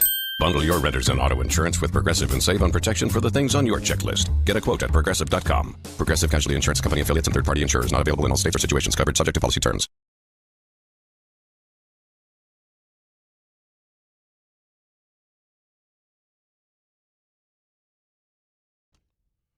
Carlin, 800-919-3776, 3776. That's ESPN. When you look at the little letters that correspond to the numbers on your keypad, you're dialing. It's crazy the way that works. The Cade Brigade is what we are talking about, and we are talking about it with Subi in Midtown. Hello, Subi. You're on ESPN New York. Hey, Chris, I want to make 2 points. One thing is to factor in what Garrett Wilson will think about each quarterback going forward. For the first 4 games, let Geno and Garrett build something if possible. If not, then Cade can come in versus Cleveland, which is a reasonable matchup. And if Cade Klubnik doesn't turn the ball over, at least we have a future. Because if Garrett Wilson doesn't agree with Cade, then you're going to have to ship him out for maybe 2 first-round picks like we did with Sauce, get something out of it this year, build towards next year, and get that first pick, you know? Yeah, I mean, Subi, I don't even want to talk like that. Just the idea of trading Garrett Wilson away, like, I don't even want to think about that right now. Like, they did what they did already, and there's no arguing that what they did was the right thing to do. With Sauce and with Quinn and Williams It was the right thing to do. They set themselves up to load in on the positions that they needed to load in on, and they set themselves up to get a quarterback in this upcoming draft, assuming that's what they're going to have to do. The information they're going to gather with Cade is valuable no matter what the actual information is. It's exceptionally valuable if it's, oh, hey, we got something. Maybe we got the next Dak Prescott. Maybe we got somebody like that. You know, one of the later round picks that actually turned into a real quarterback in the league. I'm not going to say the other name because nobody's even going to bother saying the other name. But let's just say you found somebody like that. Great. Then you don't have to worry about it for next year. What about if you find out that Cade Klubnik is not the guy for the future at all and is not somebody that you believe in? Great. Now you know. Low risk. Last year, did what you had to do, found out we can go on and get our guy in the draft. Or if they actually won 6 or 7 games and felt like there was enough around them, they could actually go and trade for Baker Mayfield if the Bucs would ever consider doing that. I'd want to see Mayfield have a good year, and I'd want to see Mayfield tell the Bucs, I'm not playing for you again. Now, if he had a good year, chances are the Bucs are going to give him the money. But you get the point. If that ever became an option, that is your shorter road to contending right away. Option 3 is you find out that Cade Klubnik is actually okay, and maybe this can be our backup quarterback for the next 5 to 6 years. That's valuable information, too. Not as valuable as the other stuff, but it's good to know. What I'm saying is the difference between 5 and 7 wins, if that's simply information, I'll take that. That would be good for me. But let me also make this point. There is the argument to be made that Geno could be bad enough early to where you're turning to Cade Klubnik because you honestly believe, based on it, if he performs well in the preseason, that he's going to give you the better chance to win. Because ultimately, that's what Aaron Glenn's going to be thinking about. And if the Jets get to that point, whew. But with the difference between the two, like Cade could definitely make Geno feel uncomfortable before the end of the preseason. I'm not going to sit here and tell you he's going to start. Of course he's not. Of course he's not. Geno's going to start the season. All I'm saying is you look in the rearview mirror and objects are closer than they appear if you're Geno. That runway's getting a little bit shorter by the moment. Muhammad, Long Island, next, ESPN New York. What's up, Muhammad? Muhammad. Great talk. We'll see you out there. Danny in Long Island's there. Hello, Danny. What's going on, buddy boy? Whenever you have the option to go to me, just go to me. Just kidding. How you doing, brother? First of all, I'm going to send you an Instagram note. I have a space on Long Island for a little Carlin's Corner food, a little hero shop. I'll meet you there. My treat. We'll do a little lunch. Oh, I like I'll just say that I have it in my will that my wife is to slip the Italian hero into the coffin before they close the top. I will take it to the eternity with me. I respect it, and you've given me something to think about. I'll tell you the truth. Right now, I'm scheduled to be, or not scheduled to be, but right now in my will, I'm going to be cremated, but maybe I'll change that up. If it means bringing a sandwich with me. Thrown in. If it means bringing a sandwich, put a sandwich and order McDonald's fries, also not bad. Also not bad. The best of everything. Not a bad choice. Danny, listen, I'm sitting here yesterday watching somebody eat McDonald's, and I'm just like, oh, God. Oh, that looks so good. The problem, the fries are just beyond They're so words. good. But They're anyway, amazing. They're amazing. Yeah. So, about 8 hours from Steeler football. And I would say even though they're substantially better than the Jets, the Steelers and the Jets have one thing in common. If they're not going to compete, we need to get the aging quarterback out and find out if any of the young kids could play. Because I said it last year. Aaron Rodgers, if we don't win a Super Bowl, as soon as and we were competitive, so we didn't take him out. But okay, we have Aaron Rodgers, this year. We go 10-7, and we lose on the road, get blown out to Kansas City in the first round of the playoffs. Great, guys. And we don't know if either one of these two kids can play. I'd rather go 7-10 and all of a sudden find out that either of these two kids that the Steelers drafted the last 2 years can play. All of a sudden, okay, we went 7-10, but we have Mike McCarthy, and we turned this kid into a pretty good-looking – we have the Jackson Dart of 2026. Let's hypothetically say that. I would take that result rather than go 10-7 with Aaron Rodgers and lose a playoff game. I would agree with that 100%. Yes, 100%. Now, as far as if I wanted to do that, why did I fire Mike Tomlin? Because you gave a guy with a 5-year you gave a coach with a 5-year contract so he can afford to go 7-10 1 year. Yeah, exactly. And bring in new coaches and fresh blood. It was time. The problem, Chris, is that when the Yankees put George Lombard at short, he's not risking anybody's life. When you bring a quarterback in, if he throws the ball high, the wide receiver gets his knees taken out. If he starts running from the pocket and the left tackle doesn't know that, he's blocking the wrong way and he extends his arms and his bicep snaps. So if everything isn't perfectly on cue and on count, these guys are risking people's lives by not playing at a safe and professional level. Remember when the famous quote from the Steeler left tackle, I forget who he is, Faneca, he's in the Hall of Fame. When they found out Rothenberg was going to be the starter, he says, great, now I have to babysit some snot-nosed kid. Well, that didn't turn out quite that way. But that's what they think because, you're not passing on time, you're not doing everything right, and it's a ballet. And if you're not doing it right, people are going to get hurt. So the kid, he can't go in unless he's capable of being a good NFL quarterback. And if he is, well, then he should be starting. Because what are we doing? That's the thing, though. I think right now you have to look at it that way. If he is capable, he should be starting. I don't know if he's capable yet. Obviously, I don't know. Over the next few weeks, I hope to see some positive developments. And I'm going to keep beating this drum. Hashtag CadeBrigade. Spencer, East Windsor, ESPN New York. Spence, what's up, baby? Hey, Chris, how are you? On the issue of Cade Klubnik, I would not want to see him play in any of the games this year unless it's absolutely necessary. In other words, you're hoping the Jets are going to win 10 games. I'd be happy if they won 7 games. Chris, what I want to do is in December 1st or whatever the first week of December is, when I'm watching my Jets game and they say like around halftime, who's in the hunt for a wild card. Yeah. All I care about is seeing the Jets name in there. I just want to see them pop up. I don't care if they have a losing record or so. Mm-hmm. That would be an improvement. Of course, that tells you the state of the New York Jets as well, so you can understand why my standards are so low.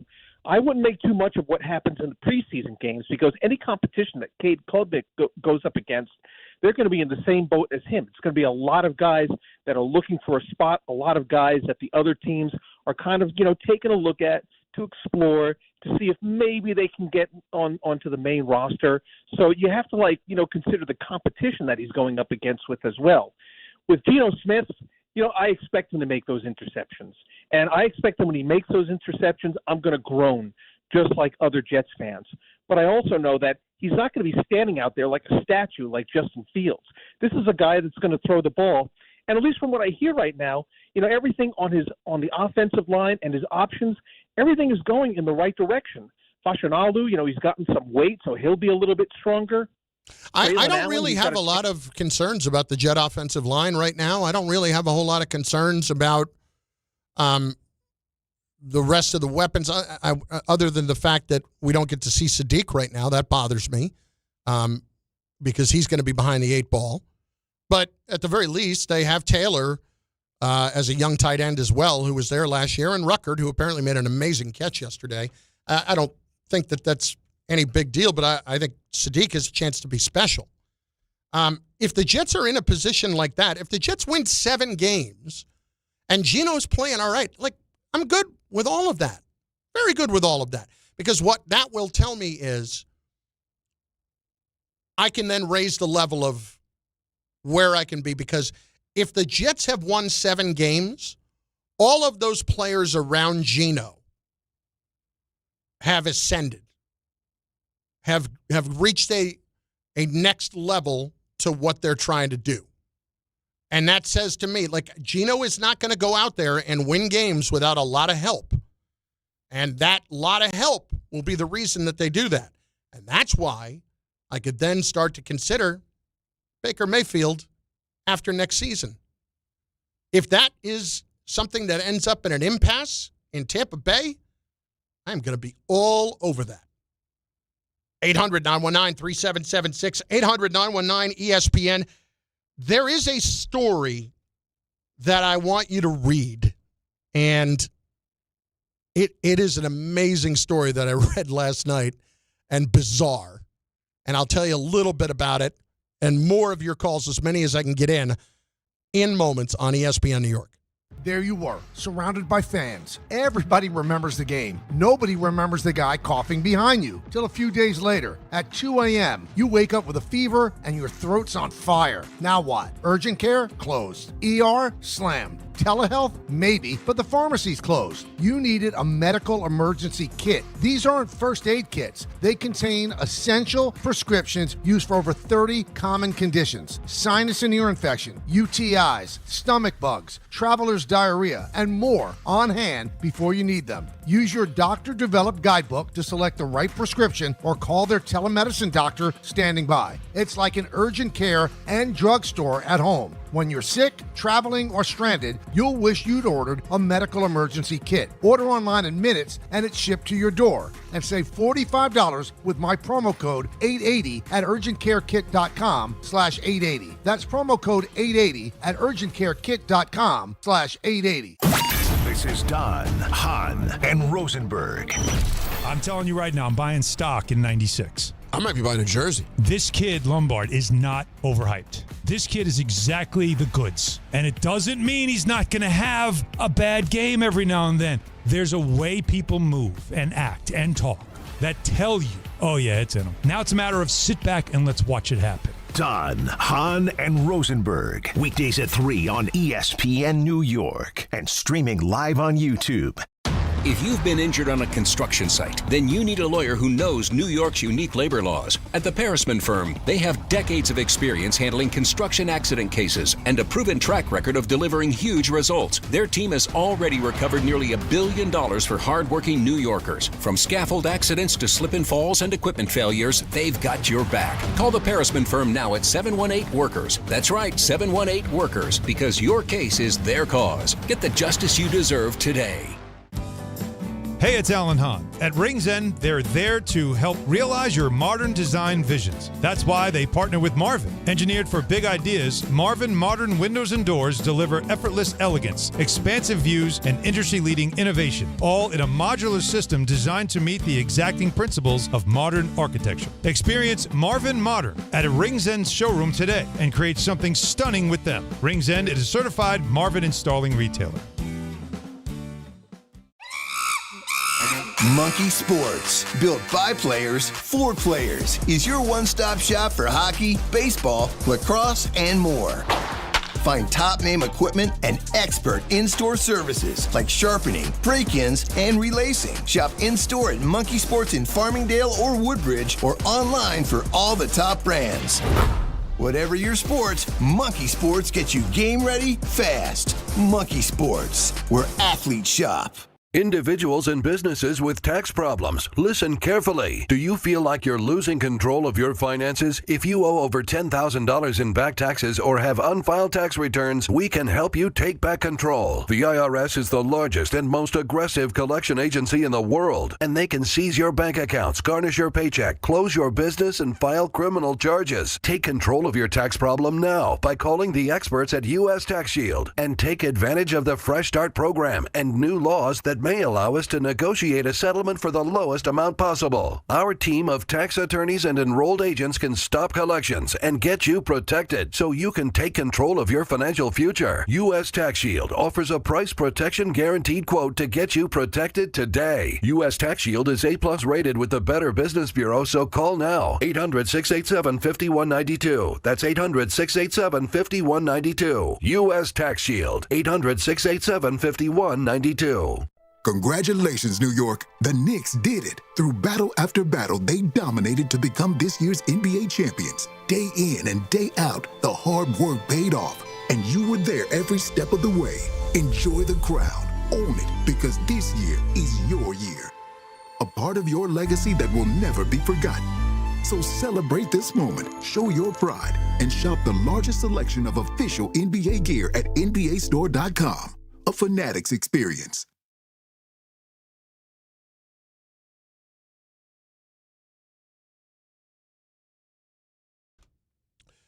So yesterday I came across this story from The Athletic.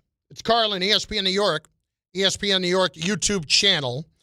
And I just put it out on X, at Chris Carlin. I tweeted the link to it on The Athletic. And you can follow me there. You can also follow me on Instagram at that guy Carlin. At any rate, it is just a fascinating read. Katie Strang is a terrific investigative reporter for The Athletic. She and Nathan Fenno and Zach Kiefer, two that I'm not as familiar with, wrote this story. And it is an incredible story about a guy named Michael Blatt from the early 1980s. Michael Blatt was somebody that was a real estate developer turned NFL agent, went to University of the Pacific, was roommates at the University of the Pacific with Bruce Coslett, the former Jet coach. And so this guy was arrogant, full of himself, became an NFL agent, and was like notorious for just fighting at every turn for every last dollar to win every deal that he was possibly ever going to make. So he began in real estate in Stockton, California, and then somehow worked his way into being an NFL agent because he got to know a couple of the players at the University of the Pacific, and he got certified that way. So this guy is as arrogant as it gets, and there are some other people that he starts to work with, including a guy by the name of James Mackey and another by the name of Carnegie. What was Carnegie's first name?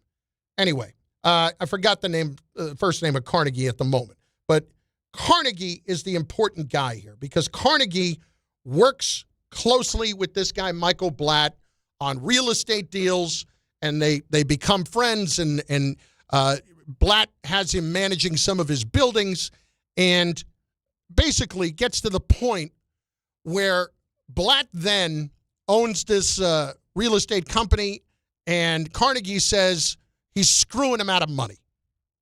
He's screwing him out of all these commissions and deals, and Blatt is hosing him. In the meantime, Blatt is becoming more and more powerful in the NFL community as an agent. Again, early to mid-'80s this is. So Blatt becomes close with a guy named Bering, and I'm not going to give you the first name. I got to run through the whole thing. I want you to read the story. There's a guy named Bering who's involved in ownership of the Seahawks. And Blatt gets to the point of convincing this guy that he should hire him to be the general manager of the Seahawks. And he basically reaches that point. Meanwhile, this other guy, Carnegie, is out there doing everything he can to make life miserable. This guy, Carnegie, is just like Blatt, arrogant, fights everything, sued a guy over $150 at one point, and is suing him at every turn. They just hate each other. They hate each other so much.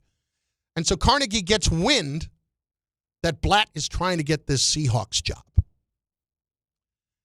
And he apparently, it's not clear how, got the message through about some of the bad stuff that Blatt had pulled in his life previously to Bering at the Seahawks. And the Seahawks, in turn, instead of hiring Blatt, who they were very close to hiring, hired Tom Flores, the former Raider coach, to run the organization. Okay? So as you can imagine, Blatt is livid. And Blatt has this guy named James Mackey. Mackey is someone that was a football player in college, had been abused his entire life, had a future in the NFL, but then tore up his knee his senior year, had a couple of tryouts, but his career was over. So Mackey goes to work for Blatt as kind of a lackey. You know, he's kind of doing all the other things. He's running some buildings. He's doing whatever he needs him to do. And he even agrees to cut a deal with him that he can buy one of these condominiums that Blatt is developing at cost. And until he can afford to buy it, he can rent it out himself. And then when he has the down payment, can do that and then turn it around and sell it for a profit of like 40, 50 grand, which at the time is obviously a fortune. So this Mackey is beholding to Blatt. If all of this is, I'm not getting you too far in the weeds. There's Mackey, who's working for Blatt, and then there's Blatt, who hates Carnegie because Carnegie ruined him, in his mind, his chance at running the Seattle Seahawks. Blatt keeps hinting around Mackey. My life would be a lot better if this guy was gone. They're still tied up in a lot of litigation. That wasn't going away. Carnegie kept suing him at every turn, trying to get all this back money, telling everybody how much he owes him money and how much he screwed him. And so finally, Blatt's had enough. Blatt writes a check for $2,000 to this Mackey. Mackey goes out with another guy. First of all, he wrote a check. I mean, how dumb are you? But wrote a check for $2,000. Mackey goes out and buys a crossbow. A crossbow. Not even a gun, a crossbow. So, the plan here is to lure Carnegie to go look at some houses that Mackey and this other guy are kind of shopping, and they don't know that he doesn't know that these guys have a relationship with Blatt. So, they get this guy to look at a house. Mackey is waiting around the corner, has the crossbow, launches the crossbow at him, lands right in his chest, but it doesn't kill him. So he's bleeding all over the place on the floor in this house. And they're trying to clean it up. They've got like a sleeping bag with him because their plan was to take the body out to Tahoe and bury it there. All of a sudden, headlights come into the driveway of this house. It was a woman who was another real estate agent who was there to drop off a key. She doesn't see the blood, but she sees Mackey come out front, and they're trying to explain to her, you need to kind of go away right now, and she knows something's wrong, and she just screeches away, calls the cops. So whatever the plan was for these two guys, that's out the window. They take Carnegie, who has been beaten up, they think he's dead now, put him in the trunk, and start driving. And they're just driving as far as they can to try to get rid of him. They hear noises in the trunk. And it's like, in Goodfellas, Billy Bats, still alive. Go back, choke him, kill him. It's a horrible story with Carnegie here. Long story short from there, you already get the idea that these are not the biggest genius of criminals. The two guys who did it get caught. They turn state's evidence against Blatt in the first trial. The first trial is run by a nutjob prosecutor from Stockton, California, who goes so over the top in burying the jury in evidence and burying them in this and that, and screaming at the judge and screaming at the opposition that he's ruining his own case, and it ends a deadlock trial. Second trial. And it was 7-4 in favor of convicting, but they couldn't get past that. Second trial for Blatt. He hires two female attorneys who kind of soften up his look a little bit more. Again, same nut job prosecutor. Doing all the same things. The prosecutor is so bad at this. At one point, he says about one of the women attorneys who are purposely trying to get under his skin, says, Your Honor, would somebody shut her up or I'll shoot her? A prosecutor says this in a courtroom. Jury deadlocked again. 11-1 to acquit this time. Blatt gets away with it. Walks away. Moves out of Stockton. Still living the rest of his life. Still alive. 80 years old. Living somewhere down in Georgia. Years later, had a dispute with somebody over something. Got ugly. And the story ends with this guy he had the dispute with going home and finding an arrow on the hood of his car. Sending a message. It is a fascinating story. And if you get 10 minutes to read it, go check out the link. I just put it out there at That Guy Carlin. I know it's one of our competitors, but it is an amazing story. Katie Strang is a great investigative reporter, and she's joined by it on Nathan Fenno and Zach Kiefer. I just wanted to share that because I was enthralled in this story for 15 minutes last night, and I'm not doing it justice with the way I'm describing it. Anyway, Jake Asman in for the K-ster, who's got afternoon baseball. Then, of course, Don Hahn and Rosenberg later this afternoon on ESPN New York. 1-877 Cars for Kids. K-A-R-S Cars for Kids. 1-877 Cars for Kids. Donate your car today. Call 877 Cars for Kids to reach a friendly live agent. Donation is super easy, and your car can be picked up as soon as tomorrow. Call us now or go to carsforkids.org. Donate your car today. Did you know you can donate real estate too? Miller time. People think it just happens, but that's not true. You know what you gotta do? You gotta go say hello with some beers. Make the plans. Forget the couch. Go to that thing. Play the game. See them in person.